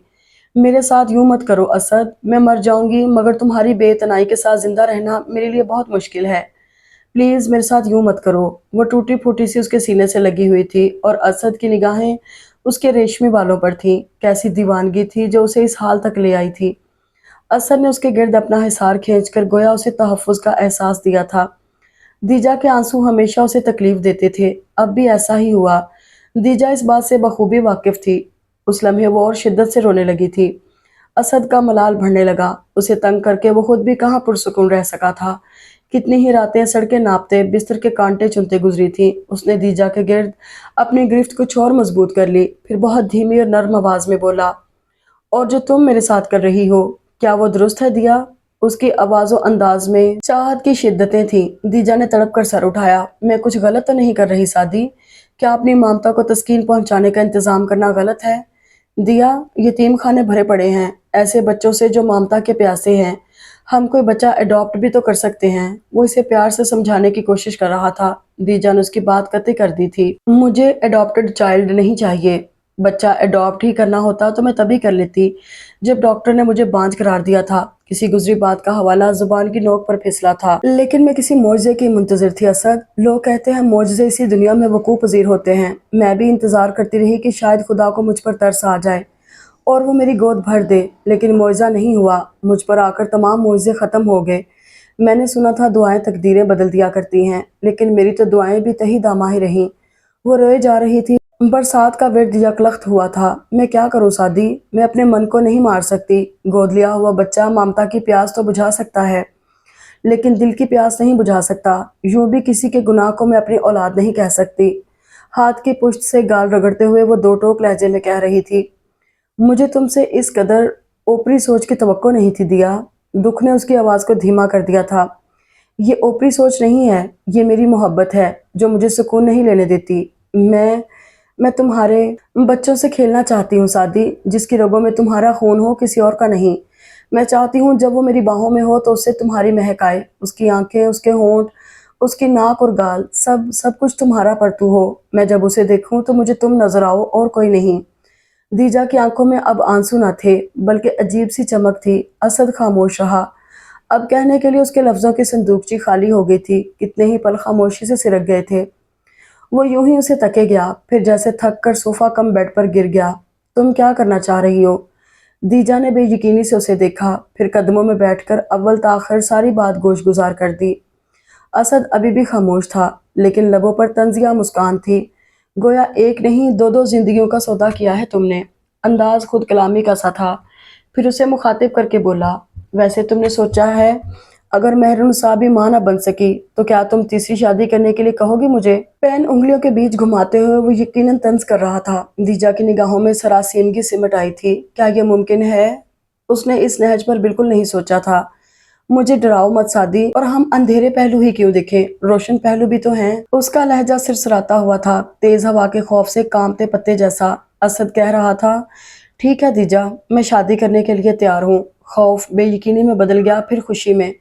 तुम सच कह रहे हो ना सादी? 100%। लेकिन इसके बाद जो कुछ होगा उसकी जिम्मेदार महज तुम होगी दीजा। तुम अपने पाँव पर खुद कुल्हाड़ी मार रही हो। बाद में तकलीफ हो तो मुझसे शिकायत मत करना। वो संजीदा था और आने वाले दिनों की तबाहकारियों का हवाला देकर उसे डराना चाहता था। दीजा खुश थी, जिसके आगे असद की तंबीह दब कर रह गई थी। वो मुतमईन नहीं हो पा रहा था, न जाने क्यों। और रात के इस पहर जबकि सारा आलम कंबलों में दुबका हुआ था, वो ग्रिल पर कोहनियां टिकाए दियो कामत दरख्तों के पीछे सर उभारते जर्द चांद को तक रहा था। ये कोई मुनासिब वक्त तो ना था चांद को तकने का, और वो कुछ ऐसा रोमांटिक माइंडेड भी ना था कि चांद को तकने से कोई दिली आसूदगी हासिल होती हो। बस दीजा को चांद पसंद था और वो दीजा की कोई बात नहीं टालता था, सो उसके साथ खिंचता हुआ आता और दूधिया रोशनी में बैठ जाता। ऐसे में दीजा उस चांद को तका करती जिसका एक आलम दीवाना था, और वो उसका हाथ थामे उस चांद को तकता जिसका वो दीवाना था। हवा के रथ पर सवार होकर मखसूस खुशबू उस तक पहुंची थी, नरम कदमों की हल्की सी धमक जो उसके लिए किसी मधुर धुन से कम न थी। जर्द चांदनी में एक और चांदनी, उसकी चौड़ी पुश्त पर नजरें टिकाए वो कोई मुनासिब लफ्ज ढूंढ रही थी जो उसके किए का मदावा कर दें। مگر یہ ممکن نہ تھا، مداوا اور ازالہ تو بے معنی ہو چکے تھے۔ اس کے نزدیک جو کچھ ہوا اسے کم و بیش یوں ہی ہونا تھا، آج نہ ہوتا تو کل ہو جاتا، لیکن تب اس سب میں اس کی رضا شامل نہ ہوتی اور اس کے مجازی خدا کا کوئی بھی قدم اس کے لیے باعث آزار ہو سکتا تھا۔ ٹھیک ہے، لیکن مجھے لفظ کیوں نہیں مل رہے؟ یہ شرمندگی کیسی ہے؟ میں وہ کیوں نہیں کہہ پا رہی جو کہنا چاہتی ہوں؟ اس نے اپنا ہاتھ اس کے کندھے کی طرف بڑھایا، پھر انگلیاں بھینچ کر واپس کھینچ لیں۔ فی الوقت وہ اپنا کوئی بھی احساس اس کے دامن سے باندھنا نہیں چاہتی تھی۔ جن کی چاہ آپ کے دل کے قریب رہتی ہے، جن کی طلب کے پھول دل کے گلستان میں کھلا کرتے ہیں، جو آپ کے سنگ سانس کی طرح رہتے ہیں، جب انہی لوگوں سے کلام کرنے کے لیے آپ کو لفظ کھوجنے پڑے، ڈکشنریاں کھنگالنے کی ضرورت پڑنے لگے، تو یہ دوریوں کی طرف پہلا قدم ہوتا ہے جس کے اختتام پر فصیلیں تن جاتی ہیں۔ شاید دیوار چین سے بھی زیادہ مضبوط اور بلند و بالا اسے اپنے اور اسد کے درمیان کوئی کلزم موزن نظر آ رہا تھا جس کی وسعتوں کو ناپنا اس کے بس کا روگ نہ تھا۔ اس نے گھبرا کر پکار لیا، پتہ نہیں اس نے سنا تھا یا نہیں۔ رخ ہنوز انڈے کی زردی جیسے چاند کی طرف تھا۔ دیجا کی دوسری پکار پر وہ دھیرے سے مڑا اور نظریں اس پر جما دی، سرد و سپاٹ نظریں جن میں وارفتگی تھی، نہ ہی شگفتگی، نہ شرارت اور نہ بےتابی۔ آنکھوں کی جوت بجھی ہوئی تھی۔ اسد، وہ تمہارا انتظار کر رہی ہوگی۔ اس کی بے تاثر نگاہوں نے اس پر گھبراہٹ طاری کر دی تھی، نہ جانے یہ اطلاع تھی، سرزنش یا پیغام۔ اسد کے دل میں برچھی سی اتر گئی، وہ اسے جھنجھوڑنا چاہتا تھا اور جھنجھوڑ نہیں پا رہا تھا، اسے لفظوں کی مار مارنا چاہ رہا تھا مگر مار نہیں پا رہا تھا۔ وہ کہنا چاہتا تھا، اٹھو بے وقوف لڑکی، وہ جو اس وقت میرا انتظار کر رہی ہے اور جس کے انتظار کی خبر تم مجھے دینے آئی ہو، وہ تمہارا شوہر تقسیم کرنے آئی ہے۔ جب میں اس کے قریب رہوں گا، اس کا ہاتھ تھاموں گا، تو کیا تم پرسکون رہ سکو گی؟ جب تمہاری بجائے میرے دم سے اس کا بیڈ روم آباد رہے گا، تو کیا تم سو سکو گی؟ چلو اسد، 12:30 بج رہے ہیں، مہرو بیچاری تھک جائے گی، اور میری تھکاوٹ اسے کون سمیٹے گا؟ لفظ پھر سے بے معنی ہو گئے۔ دیجا نے اس کا ہاتھ تھام کر اندر کی طرف قدم بڑھا دیے تھے، اور اسد کو آج پہلی بار اپنا یوں اس کے ساتھ کھینچے جانا برا لگ رہا تھا۔ اف، بیچاری سو گئی۔ اسد نے دیکھا محترمہ بیچاری عجیب و غریب انداز میں محو استراحت تھی۔ تم اسے جگا لو گے یا میں؟ وہ پوچھ رہی تھی، پھر کوئی جواب نہ پا کر خود ہی جگانے لگی۔ وہ کسمسائی اور ہڑبڑا کر اٹھ بیٹھی تھی، مندی مندی آنکھوں سے حیرت مترش تھی۔ مہرالنساء، اسد، دیجا نے غالباً اسے مطلع کیا تھا۔ مہرالنساء نے اسے دیکھا تھا اور گڑبڑا کر پیچھے کھسک جانے والے دوپٹے کو کھینچ کر چہرہ چھپا لیا تھا۔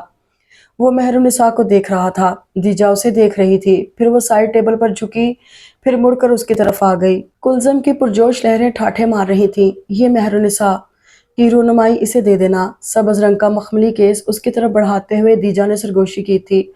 آواز اتنی ہی تھی کہ وہ سن سکے۔ معاہدے اس قسم کی چیزوں کے محتاج نہیں ہوتے دیجا۔ بہت نارمل انداز میں کہی گئی بات میں شعلوں کی سی لپک تھی، جن کی تپش اپنی روح کے قریب اس نے محسوس کی تھی۔ وہ خوش ہو جائے گی اسد۔ اسد ہنس دیا، عجیب طنزیہ ہنسی تھی۔ دلی وابستگی نہ ہونے کے باوجود میں اسے خوشی دوں گا، لوگ تو یہ بھی نہیں کرتے۔ کیس تھامتے ہوئے وہ دروازے کے آگے سے ہٹ گیا تھا، گویا اسے جانے کا حکم دیا تھا۔ دیجا نے ہونٹ کا کونا چباتے ہوئے باہر کی طرف قدم بڑھا دیے۔ سب کچھ اس کی منشا کے عین مطابق ہو رہا تھا، اس کے باوجود دل کی حالت عجیب ہو رہی تھی۔ اس کا دل چاہ رہا تھا اسد کو کہیں دور لے جائے، جہاں مہرالنساء کا وجود نہ ہو۔ اپنے پیچھے دروازہ بند ہونے کی آواز سنی تھی اس نے اور تیزی سے مڑی تھی۔ بند دروازہ منہ چڑھا رہا تھا، دھڑکنوں کا ارتعاش بڑھ گیا تھا اور لہروں کا شور کانوں سے قریب تر آ گیا تھا۔ دل نے خواہش کی کہ دروازہ زور زور سے پیٹ ڈالے اور جب دروازہ کھلے تو اسد کا ہاتھ تھام کر دوڑ لگا دے، لیکن وہ ایسا کچھ بھی نہیں کر سکتی تھی، کیونکہ اسد نے اس کی خواہش کا احترام کیا تھا۔ آب کلزم اب اس کی آنکھوں میں سما گیا تھا۔ وہ 2 قدم پیچھے ہٹی، پھر مڑی اور بھاگتی ہوئی زینہ طے کر گئی۔ خاموشی بیڈ روم کے کسی کونے سے نکل کر سارے میں بکھر گئی۔ اس سمیت کمرہ بھی ادھورا، نامکمل سا لگ رہا تھا۔ وہ دھیرے دھیرے چلتی کھڑکی کے قریب رکھی ایزی چیئر تک آ گئی، جس کی بیک پر اسد کی ٹائی پڑی تھی۔ اس نے ٹائی اٹھا کر گال سے لگا لی، پھر اسے بازوؤں میں بھینچ کر کرسی پر ڈھہ گئی۔ ایک درد تھا جو دل کی دیواروں سے سر ٹکرا کر لوٹ رہا تھا۔ اس نے بازو پر رکھی ٹائی ہونٹوں سے لگا لی۔ سارے کمرے اور کمرے کی ایک ایک شے میں اس کی مہک تھی، مگر وہ نہ تھا۔ درد آنسوؤں کی صورت بڑی فرصت سے اس کی کنپٹی پر لکیریں چھوڑنے لگا اور وہ ہر نئی لکیر کے ساتھ ماضی کا ایک ایک ورق پلٹا جانے لگا۔ جب اسد اسے پہلی بار ملا تھا، وہ MBA کے فائنل میں تھا اور دیجا نے BA فائن آرٹس میں ایڈمیشن لیا تھا۔ بہت ہی اتفاقیہ ملاقات تھی ان کی، جو صدیوں پر محیط ہو گئی تھی۔ اور جب وہ دلہن بن کر اس گھر میں اتری تھی، کسی ملکہ کی طرح، کسی فاتح حسینہ کی طرح جس نے اسد جیسے اسٹون کو فتح کیا تھا، اور اس روز اسد کس قدر خوش تھا۔ مجھے لگتا ہے آج میری تکمیل ہو گئی، اس کا حنائی ہاتھ تھام کر اسد نے کہا تھا، اور وہ مسکرا دی تھی۔ میں تمہارے بغیر کچھ بھی نہیں ہوں دیجا۔ آنے والے دنوں میں یہ فقرہ اس نے کئی بار سنا تھا، اپنی تمام تر شدتوں اور سچائیوں کے ساتھ۔ اور جب اس نے اپنی خواہش کا اظہار کیا تھا، میں اپنے پیرنٹس کی اکلوتی اولاد ہوں دیجا، بہن بھائیوں کی شرارتوں محبتوں سے ناواقف، میرے گھر میں ہمیشہ خاموشی کا راج رہا ہے، اور میں نے جب بھی اس بادشاہت کو ختم کرنا چاہا تو وہ مجھ پر ہنس دی، کیونکہ میری آواز میں اتنا زور نہ تھا۔ میں چاہتا ہوں ہمارے گھر میں شور ہو، چھوٹی چھوٹی شرارتیں، ننھی منھی ہنسی۔ وہ آنکھیں موند کر اس منظر میں کھو گیا تھا جو اس کے ذہن کی تخلیق تھا۔ دیجا، ہمارے کم سے کم 12 بچے تو ضرور ہوں گے، ہے نا؟ دیجا اس کی شرارت سمجھ نہ سکی تھی، سو گھبرا گئی۔ 12 بچے؟ اف نہیں سادی، یہ تو بہت زیادہ ہیں، میں انہیں سنبھالوں گی کیسے؟ یار آدھے تم سنبھال لینا، باقی میں سنبھال لوں گا۔ میں تو پھر بھی سنبھال نہیں پاؤں گی۔ 2-3 کے بارے میں کیا خیال ہے؟ 3 تو بہت ہی کم ہیں، 6 تو ضرور ہونے چاہیے۔ وہ بحث کے موڈ میں تھا۔ دیجا اپنے موقف پر ڈٹ گئی۔ نہیں، 3 بچے ہی کافی ہیں۔ 6؟ 3؟ دیجا روتے روتے ہنس دی، وہ لمحہ یاد کر کے۔ اور جب ڈاکٹر نے اس سے کہا تھا آپ کبھی ماں نہیں بن سکتی، پاؤں کے نیچے سے زمین کھینچ کر سر پر دے مارنے کا مطلب اسے حقیقتاً تب سمجھ آیا تھا۔ 4 سال کا طویل عرصہ گزر جانے کے باوجود اسد کی محبت ہنوز قائم تھی۔ اس نے بانجھ پن کو بنیاد بنا کر کبھی دیجا کی تذلیل نہ کی تھی، کسی دوسری عورت کی طرف نہ دیکھا تھا۔ کہا تھا تو فقط اتنا، دیجا، میرے لیے صرف تم اہم ہو اور کوئی نہیں۔ وہ اپنا کہا پورا کر رہا تھا، لیکن کسی بچے کو دیکھ کر اس کی آنکھوں میں احساس محرومی کے جو نقوش ابھرتے تھے وہ دیجا کے احساس کمتری کو دوچند کر دیتے تھے۔ ان تلخ احساسات سے چھٹکارا حاصل کرنے کا اسے ایک یہی طریقہ سمجھ میں آیا تھا۔ اس طرح اسد کی خواہش پوری ہو جاتی، دیجا کی مامتا کو مرکز مل جاتا اور ان کے رشتے کو بھی ٹھیس نہ پہنچتی، لیکن اس پل وہ خود کو کانٹوں کی زد میں پا رہی تھی۔ وہ اٹھی اور وارڈروب کھول کر ایک ایک لباس کو دیکھنے لگی، لیکن دل کا سکون لباس سے تو ممکن نہیں، ورنہ تخیل کی آنکھ کیا کم تھی۔ وہ ہاتھ سے گال رگڑتی کھڑکی میں آن رکی، بھاری پردہ ہٹایا، پھر گلاس ڈور بھی۔ تیز ہوا میں رقص کرتی نمی اس کے چہرے سے ٹکرائی اور بالوں سے الجھنے لگی۔ چڑیوں کی چہکار میں صبح کا مژدہ تھا۔ صبح اپنی زلفیں سمیٹتی بیدار ہو رہی تھی۔ اندھیرے کے پردے کو پھاڑتی روشنی میں اس نے سامنے بچھی سڑک کو دیکھا، جہاں 2 ہیولے ہاتھ میں ہاتھ دیے فکر دوراں سے آزاد نظر آ رہے تھے۔ ایک ہیولا اس کا اور ایک اسد کا۔ نہ جانے کیوں سے لگا اسد اسے چھن چکا ہے۔ اسد صرف میرا ہے اور کسی کا نہیں۔ ہاں، وہ کسی اور کا نہیں ہے۔ وہ روتے ہوئے بڑے زور سے چیخی۔ ہیولے گھبرا کر روشن صبح میں محو ہو گئے۔ پورچ کی سیڑھیوں میں مہر نساء کو بیٹھا دیکھ کر وہ حیران ہوئی، پھر اس کے قریب چلی آئی۔ مہرو، یہاں کیوں بیٹھی ہو؟ اور مہرو بیگم ہمیشہ کی طرح گھبرا کر اٹھ کھڑی ہوئی۔ اس کی حونک سی شکل دیکھ کر دیجا کو ہنسی آ گئی۔ یہ لڑکی اپنی معصومیت کے باعث ہمیشہ سے اس کی توجہ کا مرکز رہی تھی، اور یہ توجہ اسی کی کرم نوازی تھی کہ اس کے گھر میں موجود تھی۔ گھبراؤ نہیں مہرو، چلو اندر چلتے ہیں، یہاں بہت ٹھنڈ ہے۔ وہ اسی لیے کچن میں آ گئی۔ الیکٹرک کیٹل آن کر کے وہ ڈائننگ ٹیبل کی چیئر گھسیٹ کر مہر نساء کے سامنے بیٹھ گئی اور بولی، اب بتاؤ اس وقت باہر کیا کر رہی تھی؟ مہرو نے جواب نہیں دیا، جھکا سر میز کی سطح سے ٹکنے کے در پہ تھا۔ دیکھو مہرو، مجھ سے بالکل بھی مت گھبراؤ، اگر تم اسی طرح ڈرتی گھبراتی رہی تو بہت مسئلہ ہو جائے گا، اور میں ابھی سے کوئی مسئلہ پیدا نہیں کرنا چاہتی، ابھی کچھ عرصہ یہی رہنا ہے۔ دیجا نے کم لفظوں میں اسے ساری بات سمجھا دی، لیکن وہ ازلی بے وقوف جی کہہ کر اس کی شکل دیکھنے لگی تو وہ بھی جواباً جی کہہ کر اٹھ کھڑی ہوئی اور بولی، تم بیٹھو، میں ابھی آتی ہوں۔ وہ اسے حیران سا چھوڑ کر بیڈ روم میں آ گئی۔ وہ خالی تھا۔ وہ حیران ہوتی واپس کچن میں آ گئی۔ مجھے کیا پتا، میں باہر آئی تو وہ گاڑی میں بیٹھے تھے۔ میں نے پوچھا کہاں جا رہے ہیں تو انہوں نے مجھے گھور کر دیکھا، بلی کی طرح، پھر میں ڈر کر اندر آ گئی۔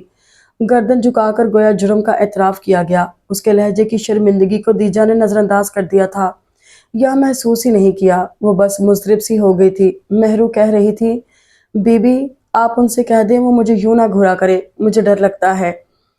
اچھا، کیا رات کو بھی ڈر لگا تھا؟ مگ میں کافی انڈیلتے ہوئے اس کے لہجے میں تلخی در آئی تھی۔ رات کو؟ رات کو کب؟ رات کو جب میں نے تمہیں جگایا تھا، شیلف سے ٹیک لگائے، کافی کا مگ منہ سے لگائے ہوئے، ایک ایک لفظ پر زور دیا تھا۔ اسے مہرو کے اس قدر بھول پن پر غصہ آ رہا تھا۔ نہیں، تب تو ڈر نہیں لگا تھا۔ مہرو کے جواب میں دیجا نے گہری سانس بآواز بلند ہوا کے سپرد کی تھی۔ سنو مہرو، رات اسد نے تم سے کچھ کہا تھا؟ مہرو نے لاپرواہی سے سر ہلا دیا، پھر کچھ یاد آنے پر بولی، انہوں نے کہا تھا تم سو جاؤ۔ دیجا کو بہت زور سے کھانسی آئی تھی، کافی کہیں گلے میں ہی اٹک گئی تھی۔ مہرو جلدی سے اس کے لیے پانی لے آئی۔ کیا اسد نے تم سے سونے کے لیے کہا تھا؟ وہ بے یقینی سے تصدیق چاہ رہی تھی۔ مہرو نے زور زور سے اسبات میں سر ہلا دیا۔ اور اسد کیا وہ بھی سو گیا تھا؟ پتہ نہیں، مجھے سونے کا کہہ کر وہ باہر نکل گئے تھے۔ بی بی اماں کب آئے گی؟ مہرو نے پوچھا تھا، کسی گہری سوچ میں ہلکورے لیتے ہوئے دیجا کو اس کے سوال کا جواب دینے کی فرصت نہ تھی۔ بیگ کی زپ بند کر کے اس نے اپنے سامان پر ایک طائرانہ نظر ڈالی، پھر ڈریسنگ ٹیبل پر پڑا ٹکٹ اٹھا کر پرس میں اٹس لیا۔ آئینے کے سامنے کھڑے ہو کر بالوں میں ہلکا سا برش پھیرا اور ہونٹوں پر نیچرل کلر کی لپسٹک کا کوٹ کر کے کمرے سے باہر آ گئی۔ اسد ابھی کچھ دیر قبل آفس سے لوٹا تھا اور اب ڈرائنگ روم میں چھری کانٹے سے جنگ کر رہا تھا۔ وہ کچھ لمحے دروازے میں ایستادہ رہی، پھر چھوٹے چھوٹے قدم اٹھاتی اس کے قریب آ گئی۔ ان کی شادی کے بعد شاید یہ پہلا موقع تھا کہ اسد تنہا ڈنر کر رہا تھا۔ مہرو اپنے کمرے میں تھی۔ اسد! کرسی کی پشت پر ہتھیلیاں جما کر اس نے بہت ہولے سے اسے پکارا اور سر اٹھانے پر بولی، میں کراچی جا رہی ہوں کچھ دنوں کے لیے۔ ایکچولی ماما کا فون آیا تھا، وہ مجھے بہت مس کر رہی ہیں۔ پاپا کی ڈیتھ کے بعد تو وہ بالکل ہی تنہا رہ گئی ہیں۔ وہ اسد کی نظروں سے خود کو پگھلتا ہوا محسوس کر رہی تھی، جن میں جھوٹ پکڑ لینے کی واضح تحریر رقم تھی۔ واپس کب آؤ گی؟ وہ پوچھ رہا تھا۔ جب ماما آنے دیں گی۔ Okay, take care of your self, اور آنٹی کو میرا سلام کہنا۔ وہ پھر سے پلیٹ پر جھک گیا۔ اسد، تم مجھے ایئرپورٹ تک چھوڑاؤ۔ وہ منتظر ہی رہی۔ اس کے خیال میں یہی فقرہ کچھ رد و بدل کے ساتھ اسد کو کہنا چاہیے تھا، لیکن اسد کی دلچسپی دیجا کی نسبت پلیٹ کی طرف زیادہ تھی۔ آئی ایم سوری دیجا، آج میں بہت تھک چکا ہوں، تم پلیز ڈرائیور کے ساتھ چلی جاؤ۔ دیجا کی آنکھوں میں مرچیں سی بھر گئیں۔ وہ ناراض تھا اور کس قدر بے اعتنائی برت رہا تھا۔ دیجا نے اپنا ہاتھ اس کے مضبوط ہاتھ پر رکھ دیا۔ اپنا خیال رکھنا سادی۔ اس کا ہاتھ ہولے سے دبا کر وہ باہر نکل گئی تھی اور کراچی پہنچنے سے پہلے اس نے اپنے سارے آنسو بہا دیے تھے۔ جہاں ماما اپنی باہیں واہ کیے اسے پناہ دینے کے لیے تیار تھیں۔ ساحل کے کنارے ایک بڑے سے پتھر پر بیٹھی وہ سمندر کی آتی جاتی شوریدہ سر لہروں کو دیکھ رہی تھی، جو پتھروں کے قریب ڈھیر سارا جاگ چھوڑ کر واپس پلٹ جاتی تھی۔ اسد کا ہاتھ تھامے اسی ساحل پر انہی لہروں میں اس نے بارہا اپنے پیر بھگوئے تھے، ریگے ساحل پر نقوش وفا رقم کیے تھے، گھروندے بنائے تھے، سیپیاں چنی تھیں، وفا کے انگنت وعدے یقین کے شبنم کی مانند ہوا کے سپرد کیے تھے۔ وہ گیلی ریت پر قدم دھرنے لگی، شاید کوئی وعدہ، کوئی لہر، کوئی گھروندہ گزرے دنوں کی نشانی بن کر سامنے آ جائے، لیکن وہاں کچھ بھی تو نہ تھا۔ اس نے جھک کر پانی کو مٹھی میں قید کرنا چاہا اور ناکام ہو کر گھر لوٹ آئی۔ کوریڈور میں ماما نے اسے فون ریسیو کرنے کے لیے کہا تھا۔ دعائیں شاید یوں ہی مستجاب ہوا کرتی ہیں۔ دوسری طرف سے آتی اسد کی آواز نے اندر کی لگی آگ پر چینٹے ڈال دیے تھے۔ کیسی ہو دیا؟ وہ پوچھ رہا تھا۔ میں ٹھیک ہوں۔ اور میرے بارے میں نہیں پوچھو گی کہ کیسا ہوں، کس حال میں ہوں؟ دیجا کچھ نہیں بولی تھی۔ جب خاموشی دل کا حال کہہ دے تو لفظوں کی حاجت نہیں رہتی۔ اسد کے لہجے کا سوز اسے اپنے اندر بھی محسوس ہوا تھا۔ پلیز دیا، واپس آ جاؤ، میں تمہیں بہت مس کر رہا ہوں۔ میں بھی تمہیں بہت مس کر رہی ہوں سادی، مگر واپس نہیں آ سکتی۔ مما واپس آنے نہیں دے رہی۔ ایک بار پھر اس نے جھوٹ کا دامن تھام کر اسد کو خاموش کروا دیا تھا، حالانکہ اسد کی بے تابی اسے مسرت سے نواز رہی تھی۔ پھر جب فون بند کر کے وہ اندر آئی تو ماما چائے تیار کر چکی تھی۔ چھوٹتے ہی پوچھنے لگیں، کیا کہہ رہا تھا اسد؟ واپس بلا رہا ہے۔ وہ ہلکی پھلکی سی ہو گئی تھی۔ ہاں دیجا، میں بھی تم سے یہی کہنے والی تھی۔ اب تم واپس چلی جاؤ، میری بات کو غلط مت سمجھنا جانو، اور یوں بھی 3 ہفتے ہو چکے ہیں تم کو کراچی میں۔ اسد تنہا ہے، اسے تمہاری ضرورت ہوگی۔ ویسے بھی بیٹا، مرد کو کبھی اتنا عرصہ تنہا نہیں چھوڑنا چاہیے، وہ بہک جاتا ہے۔ ماما اسے سمجھا رہی تھی مگر وہ جھنجھلا گئی۔ پلیز ماما، اسد ایسا بالکل بھی نہیں ہے، اور ویسے بھی مہرو ہے تو اس کے پاس۔ بے دھیانی میں وہ مہرو کا نام لے گئی تھی، حالانکہ سارے جہان کی طرح وہ ماما سے بھی یہ بات چھپانا چاہتی تھی۔ مہرو کون؟ اماں وزیراں کی بیٹی۔ اماں وزیراں کی بیٹی؟ وہ خود کلامی کے سے انداز میں بولی، پھر ایک دم حیران ہوئی۔ لیکن وہ اسد کے پاس کیا کر رہی ہے؟ ایک بیوی اپنے شوہر کے پاس کیا کرتی ہے ماما؟ وہ الٹا ان سے پوچھ رہی تھی۔ دانستہ اطمینان کا دامن تھامے اس نے سب سچ بتا دینے کی ٹھانی تھی۔ بیوی تو کیا اسد نے دوسری شادی کر لی ہے؟ نہیں ماما، بلکہ میں نے اس کی شادی کروا دی ہے۔ کیا؟ وہ گنگ سی رہ گئی تھی اس کی بات سن کر۔ انہیں اپنی بیٹی کی عقل پر شک ہو رہا تھا۔ او میرے خدایا، یہ تم کیا کر آئی ہو بے وقوف لڑکی؟ انہوں نے چند ثانیے توقف کیا اور پھر نوکرانی کی بیٹی؟ تم نے غلطی کر دی ہے دیجا، بہت بڑی غلطی۔ یہ بی کلاس لوگ تو یوں بھی بہت چلاک ہوتے ہیں۔ وہ کچھ اور اسے ملامت کرنا چاہتی تھی لیکن دیجا نے مہلت ہی نہ دی۔ فار گاڈ سیک ماما، خاموش ہو جائیے، میں میں پہلے ہی بہت ڈپریسڈ ہوں، اکتاہٹ سے کہتے ہوئے وہ اپنے بیڈ روم کی طرف آ گئی۔ بہت تاریک صحرا ہو گیا ہے، ہوا کا شور گہرا ہو گیا ہے، کسی کے لمس کا یہ معجزہ ہے، بدن سارا سنہرا ہو گیا ہے۔ وہ جس خاموشی سے گئی تھی اسی خاموشی کا دامن تھامے واپس بھی آ گئی تھی اور مہرالنساء کو دیکھ کر ایک لمحے کے لیے ششدر سی رہ گئی تھی۔ سیاہ رنگ کے سادہ سے سوٹ میں چنا ہوا سرخ دوپٹہ بے نیازی سے کندھوں پر ڈالے وہ والی مہرو تو قطعاً نہیں لگ رہی تھی۔ چھوٹے چھوٹے بندے اور گلے میں نازک سی چین، کلائیوں میں خوبصورت جڑاؤ کنگن پہنے وہ بڑی خوش دلی سے اس کی طرف بڑھی تھی۔ بدلے ہوئے لب و لہجے کے ساتھ آنکھوں کی معصومیت میں چمک آ گئی تھی، چہرے پر خوشحالی تھرکتی پھر رہی تھی۔ کسی کے لمس کا جادو واقعی چل چکا تھا۔ دیجا نے خود کو ہواؤں کی زد میں محسوس کیا، دل میں بال سا آ گیا، ملال بڑھ گیا تھا۔ کیا میں کچھ کھونے والی ہوں؟ اس نے خود سے سوال کیا تھا، لیکن اسد جس بے قراری سے اس کی طرف بڑھا، اس کا سارا ملال آپوں آپ ہی دھل گیا۔ دیجا، آج ہم باہر ڈنر کریں گے، وہ یقیناً حکم دے رہا تھا۔ دیجا نے مسکرا کر سر ہلا دیا۔ وارڈروب کھول کر کچھ لمحے وہ کھوجتا رہا، پھر سیاہ رنگ کی ساڑی اس کی طرف بڑھا دی۔ یہ اس کا فیورٹ کلر تھا۔ تم یہ پہن لو۔ دیجا نے اس کے ہاتھ سے ساڑی لے لی۔ شاور اس نے کچھ دیر قبل لیا تھا، لہٰذا چینج کر کے اس نے لائٹ سا میک اپ کیا اور سٹیپس میں کٹے ہوئے بالوں کو یوں ہی کھلا چھوڑ دیا۔ اچانک قد آدم آئینے میں مہرو کا عکس ابھر آیا تھا، جس کی سیاہ چوٹی کمر سے نیچے تک جا رہی تھی۔ وہ ہاتھ میں برش پکڑے اپنے بالوں کو بھول کر اس کے بالوں کو تکنے لگی۔ کیا سوچ رہی ہو؟ اسد کی آواز نے اسے چونکایا تھا۔ وہ جیسے ہوش میں آ گئی تھی۔ ہاں کچھ بھی تو نہیں۔ اچھا یہ بتاؤ تم نے مجھے کتنا یاد کیا؟ وہ اس کے ہاتھ سے برش لے کر اس کے بالوں میں چلانے لگا، آنکھوں میں محبت کی جوت جلائے پوچھ رہا تھا۔ بہت، بے حد زیادہ، وہ پوری سچائی سے کہہ رہی تھی۔ اسد مسکرا دیا، پھر کچھ یاد آنے پر ڈریسنگ ٹیبل کے نچلے دراز سے ایک گفٹ پیک نکال کر اس کی طرف بڑھا دیا۔ دس از فار یو۔ وہ ایک ٹانگ کے سہارے ڈریسنگ ٹیبل پر بیٹھ گیا، یوں کہ کمر میں خم آ گیا۔ اس لمحے وہ بھی سیاہ شلوار سوٹ میں تھا۔ یہ کیا ہے؟ خود ہی دیکھ لو۔ دیجا نے باکس کھولا، آنکھوں کو خیرہ کرتا ڈائمنڈ نیکلس تھا۔ یہ بہت خوبصورت ہے سادی۔ وہ اسے دیکھے گئی، بالکل میری زندگی کی طرح۔ بہت ہولے سے شہادت کی انگلی سے اس کی ٹھوڑی کو چھوتے ہوئے اسد نے کہا تھا اور اس کے ہاتھ سے نیکلس لے کر اس کے پیچھے آن رکا۔ اب چلیں؟ نیکلس کا لاک بند کر کے اس نے پوچھا تھا۔ اس نے اسبات میں سر ہلایا اور اسد کے بازو میں ہاتھ ڈال کر باہر کی طرف قدم بڑھا دیے۔ انہیں لاؤنج سے گزر کر پورچ تک جانا تھا اور لاؤنج میں مہرالنساء بڑی دلچسپی سے کوئی مووی دیکھ رہی تھی۔ دیجا چلتے چلتے رک گئی۔ سادی، میرے ایئر رنگز کمرے میں ہی رہ گئے ہیں، تم چلو میں پہن کر آتی ہوں۔ اوکے جلدی آنا۔ دیجا نے اسے باہر جاتے ہوئے دیکھا، پھر اس کی طرف آ گئی۔ آج دیجا کے پکارنے پر مہرالنساء ہمیشہ کی طرح اچھلی نہیں تھی۔ اٹھ کر کپڑے بدل لو مہرو، بنا کسی تمہید کے اس نے کہا تھا۔ لیکن مہرو نے کچھ کہنا چاہا، دیجا نے ٹوک دیا۔ لیکن کچھ نہیں، جو کہا جا رہا ہے وہ کرو۔ اس نے ہر لفظ پر زور دیا تھا۔ میں اور اسد ڈنر کے لیے باہر جا رہے ہیں، تم چینج کر کے سونا۔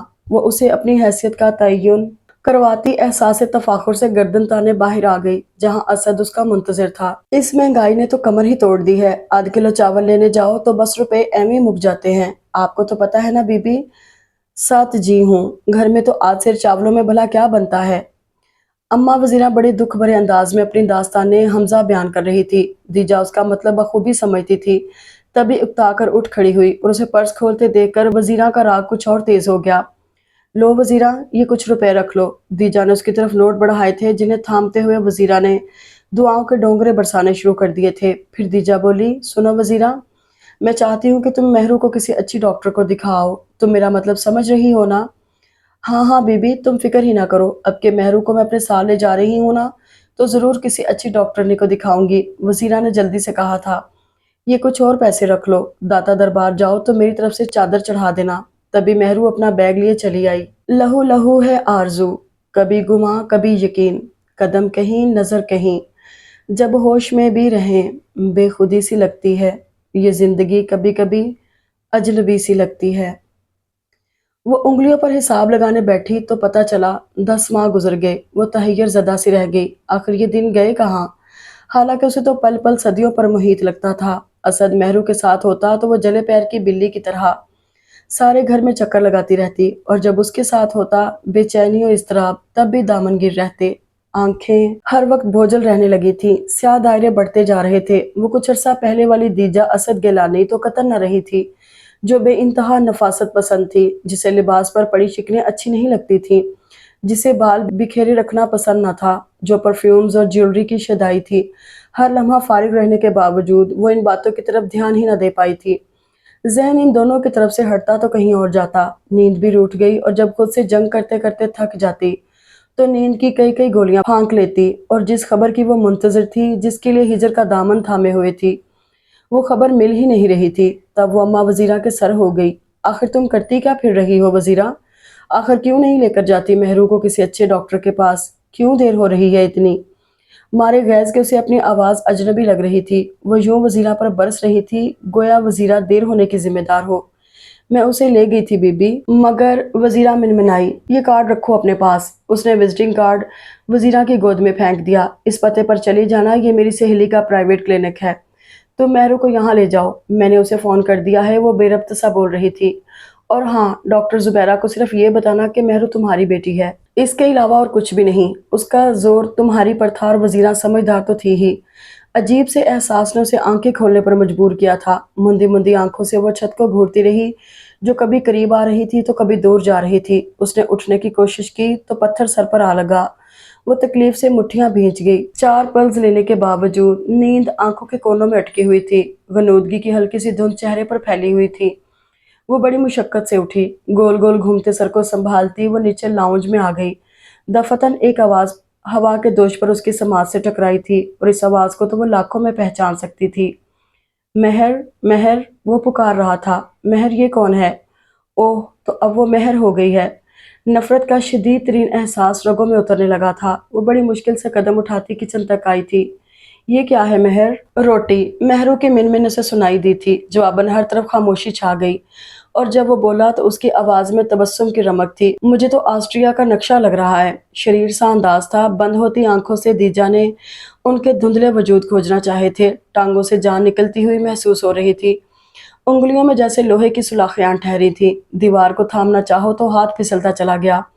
ٹانگوں نے بوجھ سہارنے سے انکار کیا تو وہ نیچے بیٹھتی چلی گئی۔ وہ خود کو ہلا میں ہچکولے کھاتی محسوس کر رہی تھی۔ اسد کو پکارنا چاہا تو آواز کہیں اندر ہی اٹک گئی۔ اٹھتی گرتی پلکوں تلے سیاہ دائرے بننے لگے۔ اسے خبر ہی نہ ہوئی کب اس نے ٹھنڈے فرش پر سر رکھا اور دنیا مافیا سے بیگانی ہو گئی۔ اسد بہت تیزی سے اس کی طرف آیا تھا۔ کندھے پر ہاتھ رکھ کر اسے متوجہ کرنا چاہا تو ایسا لگا ہاتھ استری کو چھو گیا۔ برف جیسے فرش پر بے سود پڑی وہ بے طرح گرم ہو رہی تھی۔ اسد نے مضطرب و بے چین سا ہو کر اسے باہوں کا سہارا دے کر کھڑا کیا۔ چلو دیجا، اندر چلتے ہیں، پرسوچ انداز میں کہتے ہوئے اس نے اپنی آواز کی گرفت مضبوط کر دی تھی، اور وہ شاید آنکھیں کھلے ہونے کے باوجود ہوش میں نہ تھی، تبھی اسے بے انتہا اجنبیت سے دیکھتی رہی تھی۔ دیا، آر یو آل رائٹ؟ ہاں، فقط تب ہی اس کے لبوں پر مسکان جاگی تھی۔ عجیب سی مسکان، نشے کے سمندر میں ہلکورے لیتا تبسم۔ اسد کی نگاہوں میں اپنی زندگی کے لیے ترہم سمٹ آیا، لیکن تب تک محترمہ زندگی عجب بے خودی کے عالم میں اس کے کشادہ سینے پر سر رکھ کر ایک بار پھر کھو چکی تھی۔ اس نے پوری گردن موڑ کر پیچھے کھڑی مہر النساء کو دیکھا، جو اس کے ساتھ ڈنر کرنے کی خواہش مند تھی۔ نظریں ملنے پر وہ اعتماد سے اسے دیکھتی رہی تھی، کسی بھی ناگواری کے بغیر۔ آپ انہیں بیڈ روم میں لے جائیں، یہ یقیناً سونا چاہتی ہیں۔ اسد نے بہت متشکرانہ نگاہوں سے اس چھوٹی سی لڑکی کو دیکھا تھا، جو عمر کی بہت سی سیڑھیاں عبور نہ کرنے کے باوجود شعور کے لاتعداد زینے پھلانگ چکی تھی۔ شکریہ، بہت شکریہ مہر النساء، اس نے بہت دھیمے لہجے میں کہا تھا۔ مہر النساء مسکرا کر برتن سمیٹنے لگی، اور وہ دیجا کو لیے بیڈ روم میں آ گیا۔ اس نے دیجا کو بہت احتیاط سے بستر پر لٹا دیا۔ کچھ دیر اس کے قریب بیٹھا وہ اسے دیکھتا رہا، جو کچھ ہی عرصے میں صدیوں کی بیمار نظر آنے لگی تھی۔ گندمی رنگت میں بے انتہا زردیاں گھل گئی تھیں۔ اس کی پیشانی سے بال ہٹا کر اسے ہونٹوں سے چھوتے ہوئے وہ اٹھ کھڑا ہوا تھا۔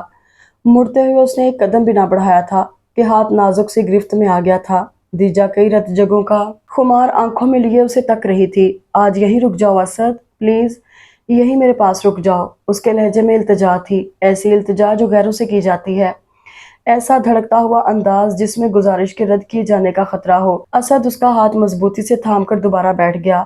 میں تمہارے ہی پاس ہوں دیا، بس لائٹ آف کرنے جا رہا تھا۔ نہیں، آج لائٹ آن ہی رہنے دو، آج ہم بہت ساری باتیں کریں گے، بہت ڈھیر ساری۔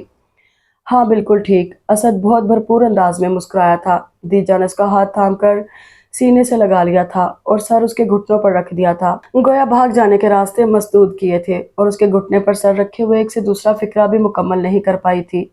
असद की उंगलियों की नरमाहट उसे नींद के समुद्र में धक्का दे गई थी। ये जो रेगे दश्ते फिराक है, ये रुके अगर ये रुके अगर तो निशान मिले, ये निशान मिले कि जो फासलों की सलीब है, ये गड़ी हुई है कहाँ कहाँ, मेरे आसमां से किधर गई तेरे इल्तफात की कहकशां, मेरे बेखबर मेरे बेनिशां। ये रुके अगर तो पता चले, मैं था किस नगर तू रहा कहाँ, कि ज़मानो मका की ये वुसअतें तुझे देखने को तरस गईं, वो मेरे नसीब की बारिशें किसी और छत पर बरस गईं। अपने नसीब की बारिशों को अपनी छत तक महदूद करने के लिए उसने जो सही की थी, वो बिलाशुबा रायगा जा रही थी और हसद जलन की बेलें दिल के गुलिस्तान में अपनी जड़ें मजबूत तर करती जा रही थी। महरू से बात करना तो दरकिनार, कभी कभी उसकी सूरत देखने को भी दिल ना चाहता था। अव्वल तो वो अपने कमरे से बाहर ही नहीं निकलती थी, फिर जब मलकियत का एहसास गालिब होने लगता तो शान से बाहर आ जाती। महरू को मुखातिब करने की कोशिश करती तो हूँ हाँ करके खामोश हो जाती, या किसी काम में उलझकर दानिस्ता मसरूफ हो जाती, या जाहिर करती बहुत गैर महसूस अंदाज में महरू के सामने असद पर अपना हक जताते हुए। उसे मज़ा आने लगा था। महरू के चेहरे पर फैलते तासरात उसके अंदर तक तस्कीन की किरणें उतार देते। उसे वैसा ही सुकून मिलता जैसा बरसों से प्यासी ज़मीन को रिमझिम बरसती बारिश पहुंचाती है। सख्त गर्मी में भी शहर दिल के चौराहे में बर्फबारी होने लगती। महरू उसकी रकीब बनती जा रही थी और इस रकीब से छुटकारा हासिल करने का एक यही तरीका था कि जिस मकसद के लिए उसे लाया गया था वो पूरा हो जाए, और जिसके आसार उसे फिलहाल दूर दूर तक नजर नहीं आ रहे थे। तभी एक बार फिर उसने अम्मा वजीरा को बुला भेजा, क्योंकि महरू के मंथली चेकअप की जिम्मेदारी उसी पर थी। वही उसे डॉक्टर के पास ले जाती थी, क्योंकि इस राज से चंद लोग ही वाकिफ थे। और पता नहीं क्यों अम्मा वजीरा आने का नाम ही ना ले रही थी। तभी अचानक महरू की बहन चली आई, ज़ोहरा से छोटी, हूबहू महरू निसा की फोटोकॉपी। वो महरू से मिलने आई थी जो वॉशरूम में थी। दीजा बिला इरादा ही उससे बातें करने लगी। नाम क्या है? शबाना। कौन से शहर से आई हो? गुजरावाला। मियाँ क्या करता है तुम्हारा? पता नहीं। क्या मतलब? 4 माह पहले जब मैं लाहौर आई थी तो वर्कशॉप में काम करता था, अब खुदा जाने। मैं तुम्हारा मतलब नहीं समझी। क्या तुम 4 महीनों से अपने घर नहीं गई? उसकी दिलचस्पी यूं ही बढ़ गई थी। शबाना कुछ लम्हे उसे खाली खाली नजरों से देखती रही और बोली, तलाक दे दी उसने मुझे 4 महीने पहले। ओह, क्यों दी उसने तुम्हें तलाक? दीजा ने शबाना की झुकी पलकों तले हलकोरे लेता दुख देखा था, मगर महसूस नहीं किया था। वो तो खुद से उलझी हुई थी। आखिर क्या चक्कर था? पहले जोहरा और अब शबाना। सवाल सुनकर शबाना उदासी से हंसी थी। हम दोनों ने एक दूसरे को कुछ ना कुछ तो देना ही था। बस मैं उसे औलाद ना दे सकी तो उसने मुझे तलाक दे दी। क्या तुम भी जोहरा की तरह? मेरा मतलब है। वो समझ नहीं सकी कि किस तरह अपनी बात उसे समझाए। फिर उसने शबाना को देखा जो असबात में सर हिला रही थी। दीजा उलझ गई। उसे रह रहकर महरू का ख्याल आ रहा था। मैंने अम्मा से कहा था मेरी शादी किसी बच्चों वाले से कर दे, मगर वो नहीं मानी। खाला के बेटे से कर दी मेरी शादी। अब जी आप खुद बताओ, मर्द बच्चे के लिए ही तो शादी करता है ना? और मुझे पता था कि मेरे बच्चे नहीं होंगे, मेरी कोख भी खाली रहेगी। ये तुम्हें कैसे पता चला? दीजा ने तेजी से पूछा था। पता था जी, सब पता था। मेरी माँ को मेरे दादे की बद्दुआ लगी थी जी। मेरी माँ ने उसके हाथ से रोटी छीनी थी, फिर वो मर गया। पर जाते जाते झोली फैलाकर मेरी माँ को बद्दुआ दे गया। तभी अल्लाह ने अम्मा को बेटा नहीं दिया, और अब माँ का करना हम बहनें भुगत रही हैं। ये सब ढिकोसले हैं शबाना। मगर न जाने क्यों दिल में एक शक सा सर उभारने लगा। महरू का मुकम्मल चेकअप करवाने के 3 दिन बाद वो डॉक्टर के रूबरू थी। डॉक्टर ने पेशा वराना से अंदाज में रिपोर्ट्स का जायजा लिया, फिर सामने टेबल पर रखकर पुश्त बैग से टिकाकर उसे देखने लगी। उसकी रोलिंग चेयर के साथ साथ दीजा की धड़कनें रोल कर रही थी। खतरे का एहसास कहीं अंदर बढ़ता ही जा रहा था। बेताबी ने उसे हाथ मसलने पर मजबूर कर दिया था। एक्सक्यूज मी डॉक्टर, आप मुझे बता क्यों नहीं रही? आखिर क्या प्रॉब्लम है महरू निसा के साथ? क्यों इतनी देर हो रही है? खैर, देर तो एक और ही पहलू है इस चीज का। खुदा की मसलहत हम इंसान नहीं जान सकते। कुछ कामों में वो देर करता ही है। यूं भी अक्सर कपल्स के यहाँ तो शादी के 10-10 साल बाद भी औलाद नहीं होती, कोई भी मसला ना होने के बावजूद। मेहरुनिसा की शादी को तो महज 10 माह हुए हैं। दीजा बहुत गौर से उसकी बात सुन रही थी। बहरहाल मेहरुनिसा के केस में उसके अपनी मर्जी का भी अमल दखल है। प्लीज डॉक्टर, मैं आपका मतलब नहीं समझी। پلیز آپ مجھے وضاحت سے بتائیے، اس نے بے چینی سے کہا تھا۔ ڈاکٹر نے ذرا سا آگے جھک کر کوہنیاں میز پر ٹکائیں اور ہاتھوں کی انگلیاں آپس میں پھنسا لیں۔ یوں ہے مسز گیلانی کہ مہر النساء کی رپورٹس کے مطابق وہ وقفے کے لیے باقاعدہ میڈیسن لیتی رہی ہے۔ واٹ؟ دیجا ہونک سی شکل لیے ڈاکٹر کو تکے گئی، جو ایک کے بعد ایک بم بلاسٹ کر رہی تھی۔ جی ہاں، آپ کہہ رہی ہیں کہ مہر النساء جلد اولاد کی خواہش مند ہے، لیکن میرا خیال اس کے برعکس ہے۔ ذرا خود سوچئے، اگر وہ جلد ہی بیبی پیدا کرنا چاہتی ہے تو اتنا ریگولرلی میڈیسنز کیوں استعمال کر رہی ہے؟ انفیکٹ تقریباً 3 مہینے پیشتر اس کا ابارشن بھی ہو چکا ہے۔ اب آپ خود زیادہ عقل مند ہیں، سمجھ سکتی ہیں کہ اتنا بڑا کام عورت کی مرضی کے بغیر تو نہیں ہو سکتا نا۔ دیجا نے اپنا سر ہاتھوں میں گرا لیا۔ او میرے خدایا، آخر یہ ہو کیا رہا ہے؟ کون سی گتھی ہے جو سلجھنے میں ہی نہیں آ رہی؟ مہرو اس قدر چالاک نکلے گی میں کبھی سوچ بھی نہیں سکتی تھی۔ میں نے اس کی معصومیت سے متاثر ہو کر اس کا انتخاب کیا تھا، اور وہ معصومیت کے پردے میں کس قدر خباثت لیے ہوئے ہے۔ کیا اسد کو مجھ سے چھیننے کی کوئی سازش، کوئی طریقہ؟ اگر 2 راستوں پر آپ بے یک وقت گامزن ہوں تو لاشعوری طور پر ایک سے توجہ ہٹ جاتی ہے۔ اس کے ساتھ بھی یہی ہوا تھا۔ سامنے سے آتا ٹرک اسے تب نظر آیا تھا جب وہ اس کے سر پر پہنچ گیا تھا۔ وہ سر جھکائے بیٹھی تھی، آنکھوں میں ایک سیلاب تھا جو پلکوں کی باڑ کود کر گود میں رکھے ہاتھوں کو نم کر رہا تھا۔ اس نے پلکوں کی بوجھل جھالر سی اٹھائی اور فوراً ہی جھکا لی۔ عین سامنے والے صوفے کی پشت پر دونوں ہتھیلیوں سے بوجھ ڈالے۔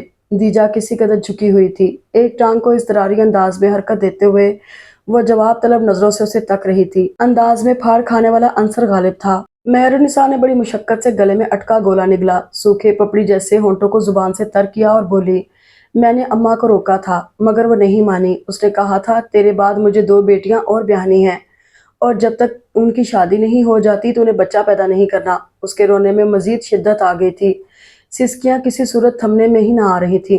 دوسری طرف دیجا کا بس نہیں چل رہا تھا کہ واقعی اس لڑکی کو پھاڑ کھائے۔ ہاں تم تو دودھ پیتی بچی ہو نا، ماں نے کہہ دیا اور تم نے مان لیا، کل کو وہ کنویں میں چھلانگ لگانے کو کہے گی تو وہ بھی کر لینا۔ وہ دونوں ہاتھ فضا میں بلند کیے اس پر برس رہی تھی۔ بے وقوف لڑکی، تمہیں اندازہ ہے کس قدر بڑا نقصان کر چکی ہو تم؟ مجھے نہیں تو کم سے کم اسد کو ہی بتا دیا ہوتا۔ صحیح کہا تھا زہرا نے، تم غریبوں کو بغیر محنت کے مل جائے اور وہ بھی حیثیت سے بڑھ کر تو تم پھیل جاتے ہو۔ تمہارے علاج کے نام پر کتنا کچھ بٹور چکی ہے تمہاری ماں، اور تم اس میں برابر کی شریک رہی ہو۔ مہر النساء بیگم، میرا دل چاہ رہا ہے تمہیں اور تمہاری ماں کو اسی وقت شوٹ کر دوں۔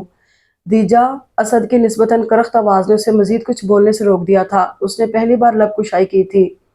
پلیز دیجا، just leave this topic. Mehru تم اپنے کمرے میں جاؤ۔ اور مہرو تو جیسے اشارے کے انتظار میں تھی۔ دیجا نے مٹھیاں بھیج کر اسے جاتے دیکھا۔ اس کا تنفس بہت تیز ہو رہا تھا اور دھڑکن تیز تر۔ کیوں بھیجا ہے تم نے اسے اندر؟ دیجا کا لہجہ و انداز ویسا ہی تھا، درشت، غسیلا، پرتعیش۔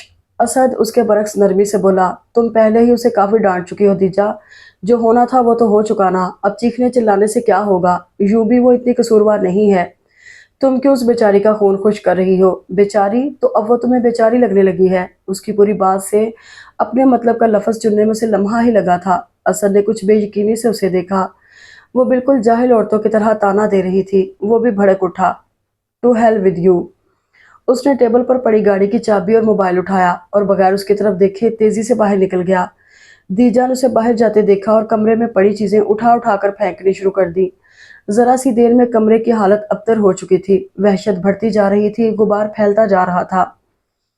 کتنے ہی لمحے خاموشی سے سرک گئے تھے جب اس نے دروازے پر دستک سنی۔ بیڈ پر اوندھے منہ لیٹے اس نے کانوں میں انگلیاں ٹھونس لیں۔ دستک تیز ہوئی، پھر کچھ اور تیز۔ اس نے سلگ کر تکیہ سر پر رکھ لیا۔ وہ کچھ بھی سننا نہیں چاہ رہی تھی۔ دروازہ ایک تواتر سے بجنے لگا، ساتھ ساتھ اسد کی آواز ابھری، دیجا دروازہ کھولو۔ پہلے اس کی آواز پاٹ تھی، کسی بھی تاثر سے آ رہی، پھر سختی سمٹ آئی، دیجا دروازہ کھولو۔ کمرے میں وحشت بڑھنے لگی، دل کا غبار دماغ تک رسائی حاصل کر گیا۔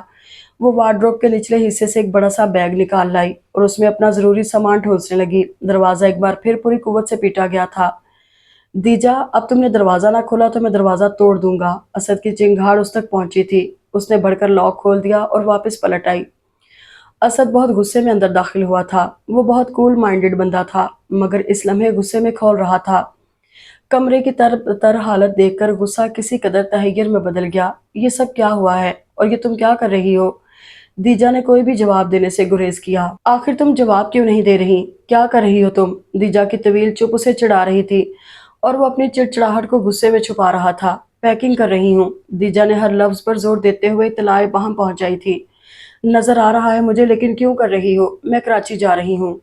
क्यों? असद ने उसे बाजू से पकड़कर सीधा किया। वो जो झुककर बैग में कपड़े ठूंस रही थी, यूं खींचे जाने पर उसके सीने से आ लगी। क्यों? किस लिए? किस तरह? ये सब जानने की आपको कतई जरूरत नहीं है मिस्टर असद गिलानी। आप बहुत इत्मीनान से रहो अपनी बेचारी के साथ। उसने झटके से अपना बाजू असद की गिरफ्त से आजाद करवाया था। I can't believe दीजा, I can't believe this. तुम अभी तक इसी एक लफ्ज के पीछे पड़ी हुई हो। आखिर क्यों तुम जाहिलों की तरह बिहेव कर रही हो? क्या कुछ नहीं था असद के लहजे में, आंखों में तरहम, तहैयर, तासुफ?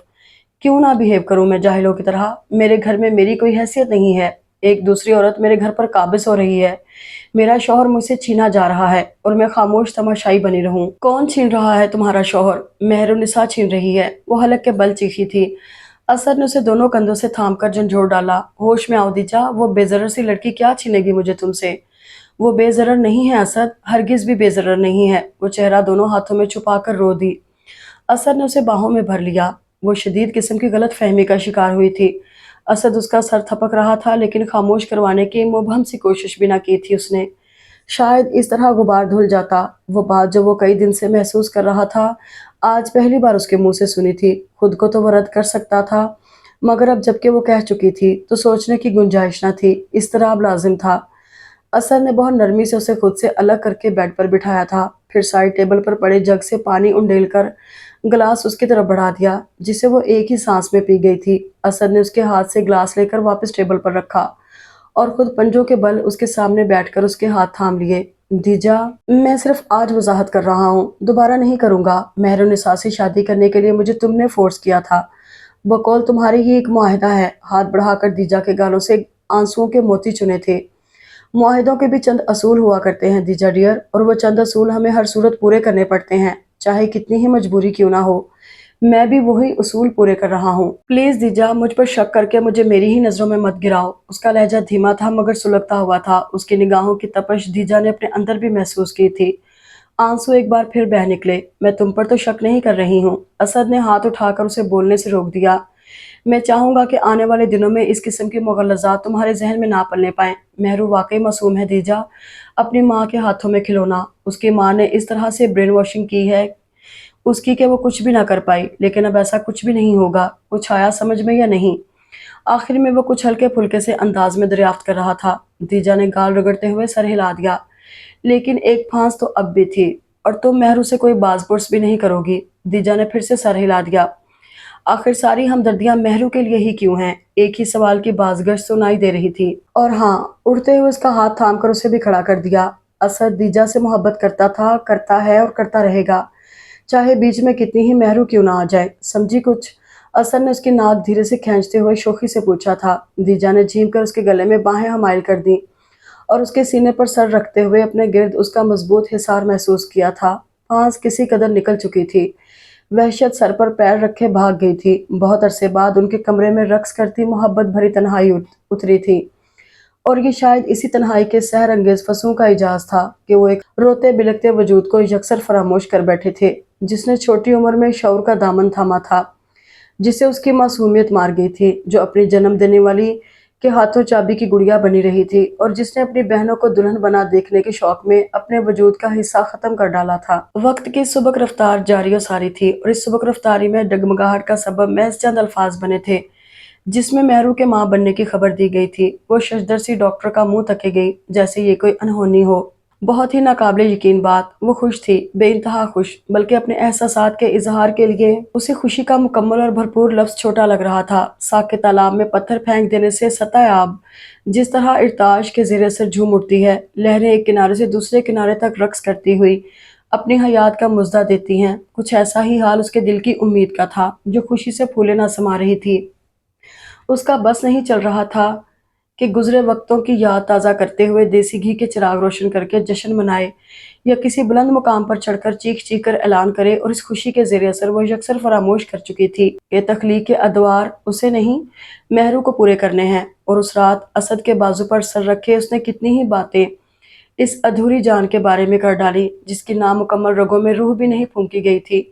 मैं उसका नाम बहुत खूबसूरत सा रखूंगी, जहांगीर, शाहजहान या ऐसा ही कोई और। اور سنا ہے نام تقدیر پر اثر انداز ہوتے ہیں، اور اگر لڑکی ہوگی تو اس کا نام نور رکھوں گی۔ ہے نا اسد؟ اچھا نام ہے نا نور؟ اف کتنا پیارا ہوگا نا وہ، بالکل تمہاری طرح، اس کی آنکھیں، ناک، ہونٹ، پیشانی، بال، سب کچھ تم سا ہوگا۔ اسد تم چپ کیوں ہو؟ جواب کیوں نہیں دیتے؟ ہے نا وہ تمہارے جیسا ہوگا نا؟ ذرا سی گردن موڑ کر وہ تائید چاہ رہی تھی۔ اسد مثبت انداز میں مسکرایا، پھر اس کے چہرے پر بکھری لٹیں سمیٹتے ہوئے بولا، دیجا۔ وہ مگن سی اس کی شرٹ کے بٹنوں سے کھیل رہی تھی۔ دیجا، مہرو میرا انتظار کر رہی ہوگی۔ دیجا کے ہاتھ یکلخت ڈھیلے پڑ گئے اور اس نے کچھ توقف سے اپنا سر اس کے بازو سے ہٹا لیا۔ اس کا چہرہ اس وقت بے حد سپاٹ تھا، کچھ دیر قبل والی خوشی بھی کہیں نہ تھی۔ وہ جب اس کے تاثرات جاننے میں ناکام رہا تو دھیرے سے اس کی پیشانی چھو کر باہر نکل گیا۔ انتظار کے لمحات واقعی بڑے جاگسل ہوتے ہیں، لیکن ان لمحات میں بڑی مٹھاس ہوتی ہے۔ وہ اسی مٹھاس کے زیر اثر ہر طرح سے مہرو کا خیال رکھ رہی تھی، اپنی تمام تر ناپسندیدگی کے باوجود۔ اس سے باتیں کرتی تھی، کون سی خوراک کتنی مقدار میں لینی چاہیے اور کون سی چیز آنے والے وجود کے لیے فائدہ مند ثابت ہوگی۔ وہ ہر بات کا دھیان رکھتی تھی، اور پھر رات کے پچھلے پہر وہ اپنا آپ مہرو کی جگہ رکھ کر خوش فہمی کے بستر پر سو جاتی تھی۔ اس دن وہ مارکیٹ سے لوٹی تھی، ڈھیر ساری شاپنگ کر کے، چھوٹے چھوٹے فراکس، جرابیں، پیمپرز، ننھی منھی چوڑیاں، ڈھیروں ڈھیر کھلونے اور اس قسم کی دوسری چیزیں۔ پانی پینے کے ارادے سے وہ کچن میں آئی تھی اور اسد کو دیکھ کر رک گئی تھی، پھر کچھ سوچتی ہوئی بے آواز قدموں سے اس کے پیچھے رکی۔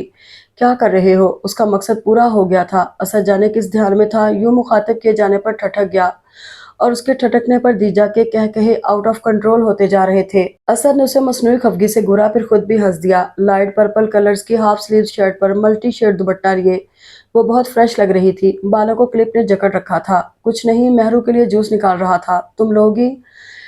ٹن کی ٹاپ کھینچ کر گلاس میں جوس انڈیلتے ہوئے وہ پوچھ رہا تھا، اور پھر اس کا جواب سنے بغیر ہی باہر نکل گیا تھا۔ اس کا رخ مہرنسا کے بیڈ روم کی جانب تھا۔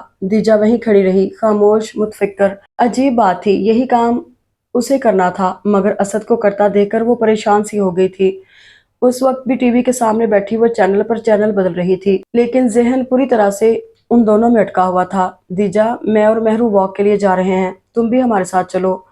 اس نے مڑ کر دیکھا، مہرو عورت کا مکمل سراپا لیے اسد کے پہلو میں ہنستی مسکراتی کھڑی تھی۔ دیجا کے ہاتھوں میں خفیف سا لرزہ طاری ہو گیا، وہ دونوں ایک مکمل تصویر کی مانند لگ رہے تھے۔ تو کیا اس پہلو میں اب میری جگہ نہیں رہی؟ اس نے سوچا، اور آنکھوں کے سامنے وہ پل پھیل گیا جب اس نے مہرو سے کہا تھا، مہرو، میں اور اسد ڈنر کے لیے جا رہے ہیں، تم چینج کر کے سو جاؤ۔ کہاں کھو گئی یار، چلو نا، تم بھی فریش ہو جاؤ گی۔ صوفے کی بیک پر رکھا ہاتھ کھینچتے ہوئے اسد نے کہا تھا۔ وہ رخ موڑ گئی، نہیں سادی، میرا موڈ نہیں ہے، تم لوگ جاؤ۔ اس کا دل چاہا کہ کاش اسد اصرار کرے، مگر وہ اوکے، جیسے تمہاری مرضی کہہ کر چلا گیا تھا۔ ننھے فرشتے کے آنے میں کچھ دن ہی باقی رہ گئے تھے اور وہ اسد کے ساتھ شاپنگ پر جانا چاہتی تھی، مگر اسد کے پاس ٹائم نہ تھا، اور اب مہرو کے لیے مصروفیات میں سے کیسے لمحے کشید کیے جا رہے تھے۔ دیجا کے دل میں ایک بار پھر حسد و شک کی انھی سی اترتی چلی گئی۔ گما یہ بے ثباتی کا یقین بن بن کے ہر لمحے بڑی شدت سے میرے ذہن کا دامن ہلاتا ہے، یہی باور کراتا ہے کہ حرف و لفظ کا جتنا اثاثہ تھا فنا کی سرحدوں پر ہے، سخن سچائی کا سارا تفاخر ٹوٹنے کو ہے، محبت روٹھنے کو ہے۔ اسد مہرو کو اس کی ماں سے ملوانے لے گیا تھا، اور وہ ایک بار پھر اپنی تنہائی پر ماتم کنا تھی۔ ایک چبھن تھی جو خون کے ساتھ ساتھ سارے بدن میں گردش کرتی پھر رہی تھی، اضطراب تھا جو روح کو گھائل کیے دے رہا تھا۔ پتہ نہیں کیوں آج وہ پہلی بار اپنے کیے پر پشیمان ہوتے ہوئے اسد کی وفائیں خود کو باور کروا رہی تھی۔ حسد ہر چیز پر باری ہوتا ہے، مرد جب حسد کرتا ہے تو عورت کو مقید کر لیتا ہے، اور جب عورت حسد کرتی ہے تو مرد کو مقید کرنے کی آرزو میں خود کو رول دیتی ہے۔ جنون کی آخری حدوں کو چھوتے ہوئے ہر وہ کام کر گزرتی ہے جو گناہ کے زمرے میں آتا ہے۔ مہرو سے کوئی بھی رشتہ نہ ہونے کے باوجود بہت سے رشتے انہیں جکڑے ہوئے تھے۔ پہلا رشتہ وہ تھا جسے زمانہ سوکن کے نام سے جانتا ہے، اور یہی رشتہ باقی سب کی بنیاد تھا۔ دوسرا رشتہ یہ تھا کہ وہ اس کے شوہر کی اولاد کو جنم دینے والی تھی۔ یہ رشتہ یوں اہم تھا کہ وہ اس کے شوہر کے بچے کی ماں بننے والی تھی۔ تیسرا اور آخری رشتہ حسد کا تھا، جلن کا تھا، جس نے شک کی کوکھ میں پرورش پائی تھی۔ پہلے جس بچے کے آنے کے وہ دن گن رہی تھی، اب اسی سے متنفر ہو چلی تھی۔ یہ یقین کامل ہو چکا تھا کہ اگر مہرنسا ماں بن گئی تو وہ خود اسد کو کھو دے گی، اور یہی وہ نہیں چاہتی تھی۔ ٹی وی اسکرین سے نظریں ہٹا کر اس نے مہرنسا کو دیکھا، جس کی رنگت میں زردی کا مزید اضافہ ہوتا جا رہا تھا۔ چہرے پر تکلیف کے آثار میں کسی قدر شدت آ گئی تھی۔ اسکرین پر دوبارہ نظریں ٹکاتے ہوئے اس نے اپنے ذہن میں کھچڑی سی پکتی محسوس کی، منزل بس چند قدم کے فاصلے پر تھی۔ اس نے سوچا قلعہ مسمار کیا جا سکتا ہے۔ اوکے مہرو، میں اپنے فرینڈ کی طرف جا رہی ہوں۔ وہ ریموٹ کاؤچ پر پھینکتے ہوئے اٹھ کھڑی ہوئی اور اس کے کہنے پر مہرو کے چہرے پر گھبراہٹ ابھر آئی تھی۔ وہ میں نے آپ سے کہا تھا نا؟ کیا کہا تھا بھئی؟ وہ جانتی تھی مگر یوں بن گئی گو کچھ خبر ہی نہ ہو۔ مجھے کچھ درد ہو رہا ہے، شاید آج ہی۔ آپ آج مت جائیں، شاید ہاسپٹل جانا پڑے۔ شاید نہیں، یقیناً جانا پڑے گا مہرو بی بی۔ اس نے سوچا جبکہ مہرو کہہ رہی تھی ڈاکٹر کی دی ہوئی تاریخ سے تو 2 روز پہلے ہی اوپر ہو چکے ہیں۔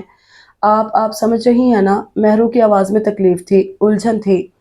شاید وہ اپنی کیفیت سمجھ ہی نہ پا رہی تھی۔ میرا جانا بہت ضروری ہے مہرو، دیبا میرا انتظار کر رہی ہوگی۔ اس نے اپنے فرینڈ کا نام لیا تھا، پھر مہرو کی نگاہوں میں التجا دیکھ کر بولی، میرا جانا بہت ضروری ہے ورنہ دیبا ناراض ہو جائے گی۔ لیکن تم؟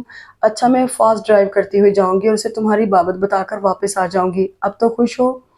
بکری ڈھہ چکی تھی اور وہ چھری کو مزید تیز کر رہی تھی۔ مہرو کے اس بات میں سر ہلانے پر وہ بھرپور انداز میں مسکرائی اور مہرو کا گال تھپ تھپا کر باہر آ گئی۔ پورچ کی طرف جانے سے پہلے وہ انٹرنس کا دروازہ لاک کرنا نہیں بھولی تھی۔ اب وہ سڑکیں ناپنے کے لیے تیار تھی اور اس دوران اسے ایک بار بھی ننھے نوارد کا خیال نہیں آیا تھا۔ وہ مجھے مار ڈالے گی، وہ مجھے مار ڈالے گی۔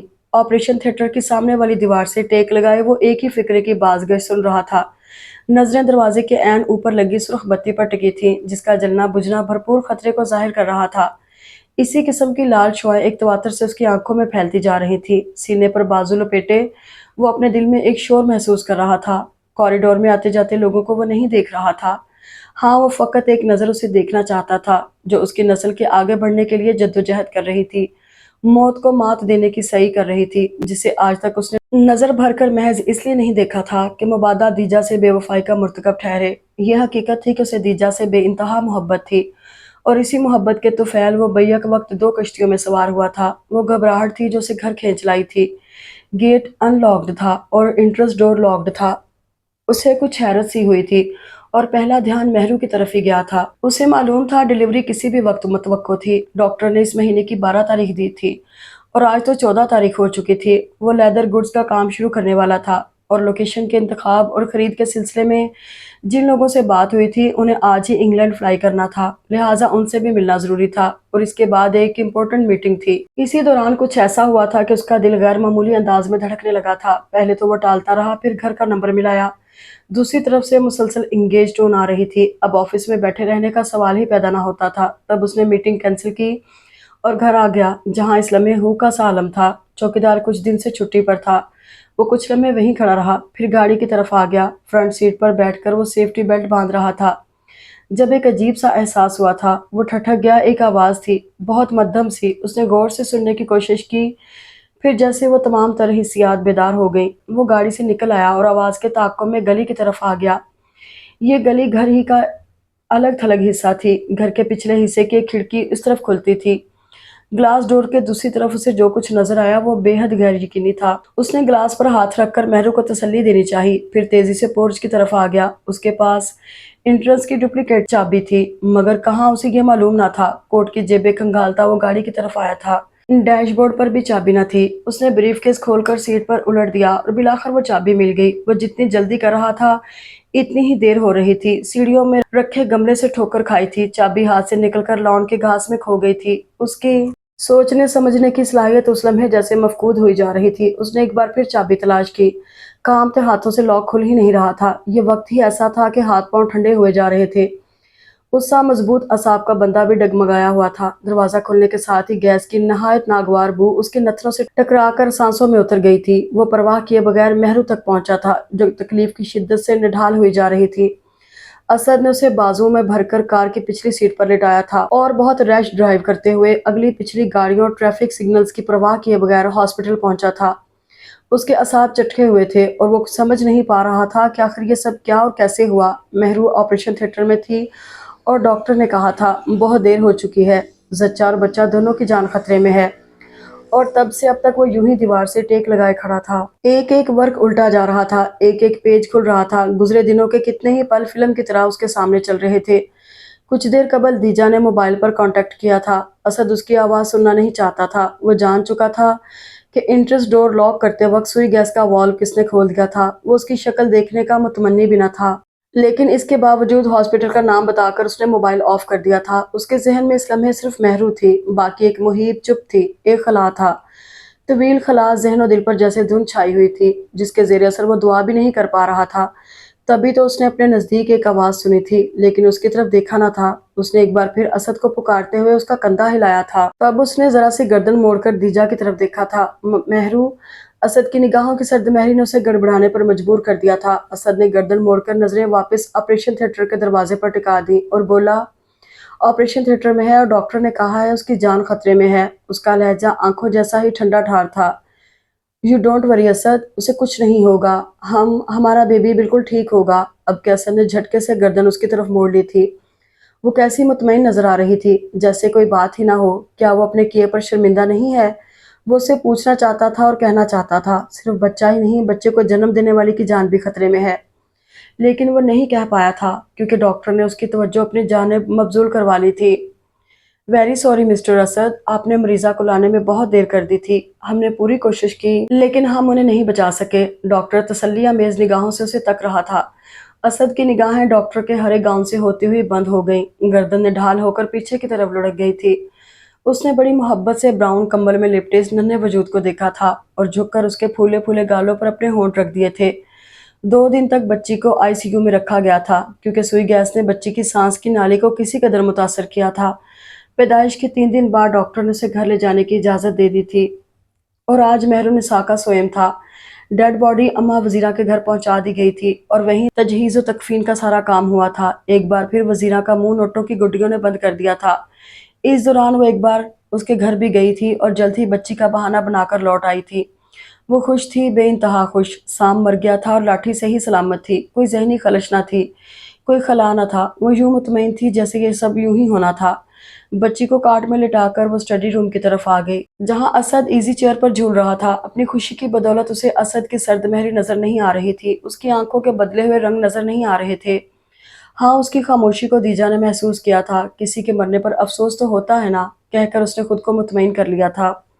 وہ چھوٹے چھوٹے قدم دھرتی اس کی پشت پر آ رکی، پھر اس کی گردن میں بازو ڈال کر تھوڑی اس کے بالوں پر رکھ دی تھی۔ وہ سو گئی؟ اسد نے پوچھا تھا۔ ہاں، سو گئی۔ اس کی نظروں کے سامنے ایک بار پھر وہ ننھا وجود آ گیا تھا۔ وہ گھوم کر اسد کے سامنے آئی اور کرسی کی ہتھی پر بیٹھ گئی، بازو ابھی بھی اس کی گردن کے گرد حمائل تھے۔ تم نے دیکھا ہے اسد، وہ کتنی پیاری ہے اور اس کی آنکھیں کتنی خوبصورت ہیں، بالکل تمہاری طرح۔ میں اس کا نام اجالا رکھوں گی یا پھر سویرا؟ مجھے لگتا ہے اس کے آنے سے ہر طرف روشنی پھیل گئی ہے۔ سویرا ہو گیا ہے، اجالا پھیل گیا ہے۔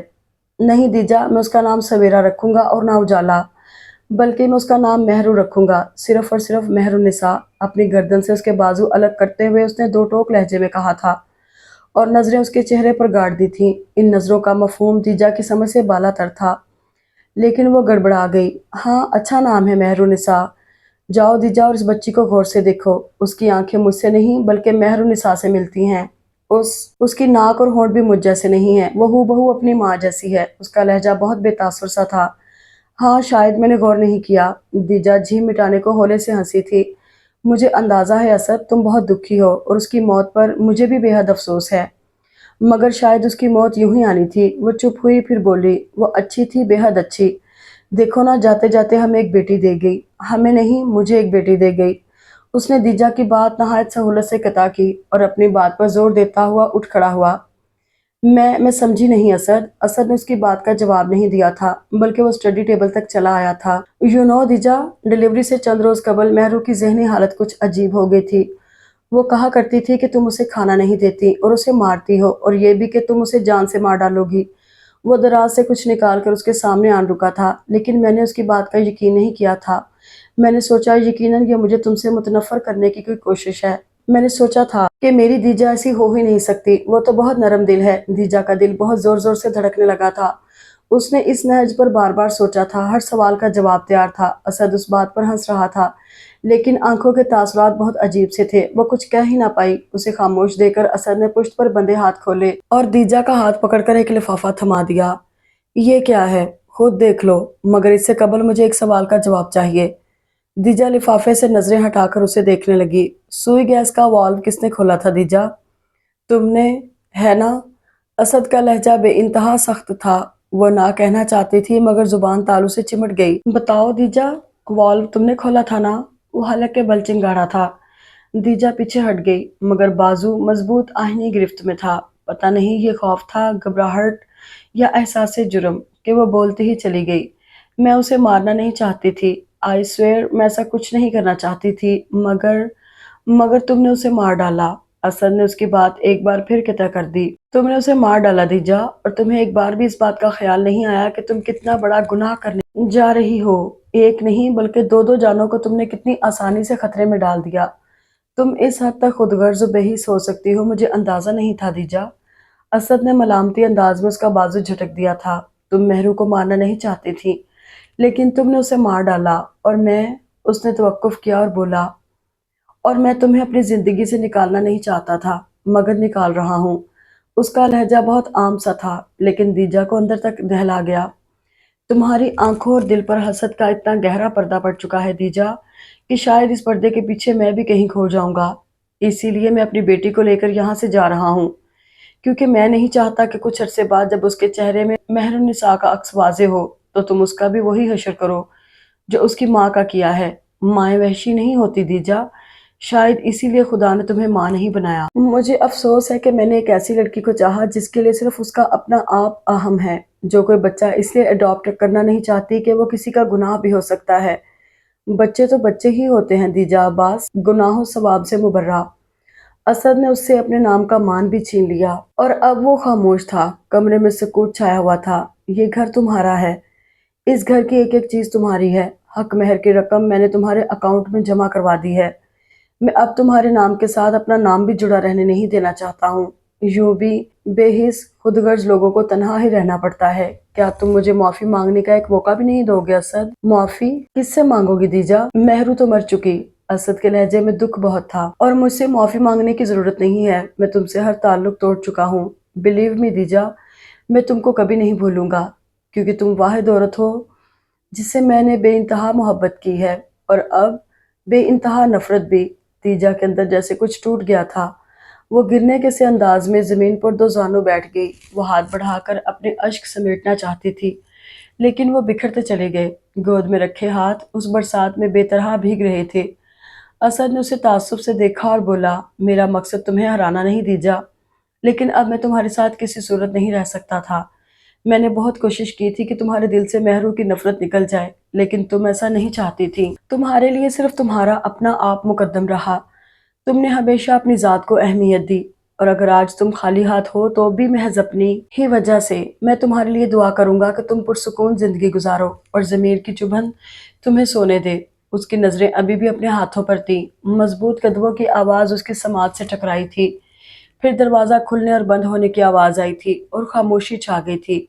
उसने अपने खाली हाथों को जोर से ज़मीन पर पटका और रोती ही चली गई। उसकी सिसकियां फिजा में बिखरती जा रही थीं। कमरे के कोने में बैठी नहीफ व नज़ार मोहब्बत ने उसको तासुफ व हमदर्दी से देखा, और आंखें मूंद कर अब्दी नींद सो गई। होता है, यूं ही होता है। अपने लिए महल तामीर करवाने वाले हमेशा उसी में नहीं रहते। वो दूसरों के लिए गड्ढे खोदते हैं और बिलाखिर उनमें गिर जाते हैं। और ज़रूरी तो नहीं कि हर दास्तान अपने इख्तिताम में राजा रानी को हंसती मुस्कुराती ज़िंदगी दे जाए। आंसू तो उनके मुकद्दर में भी होते हैं। रोना तो राजा रानी को भी पड़ता है।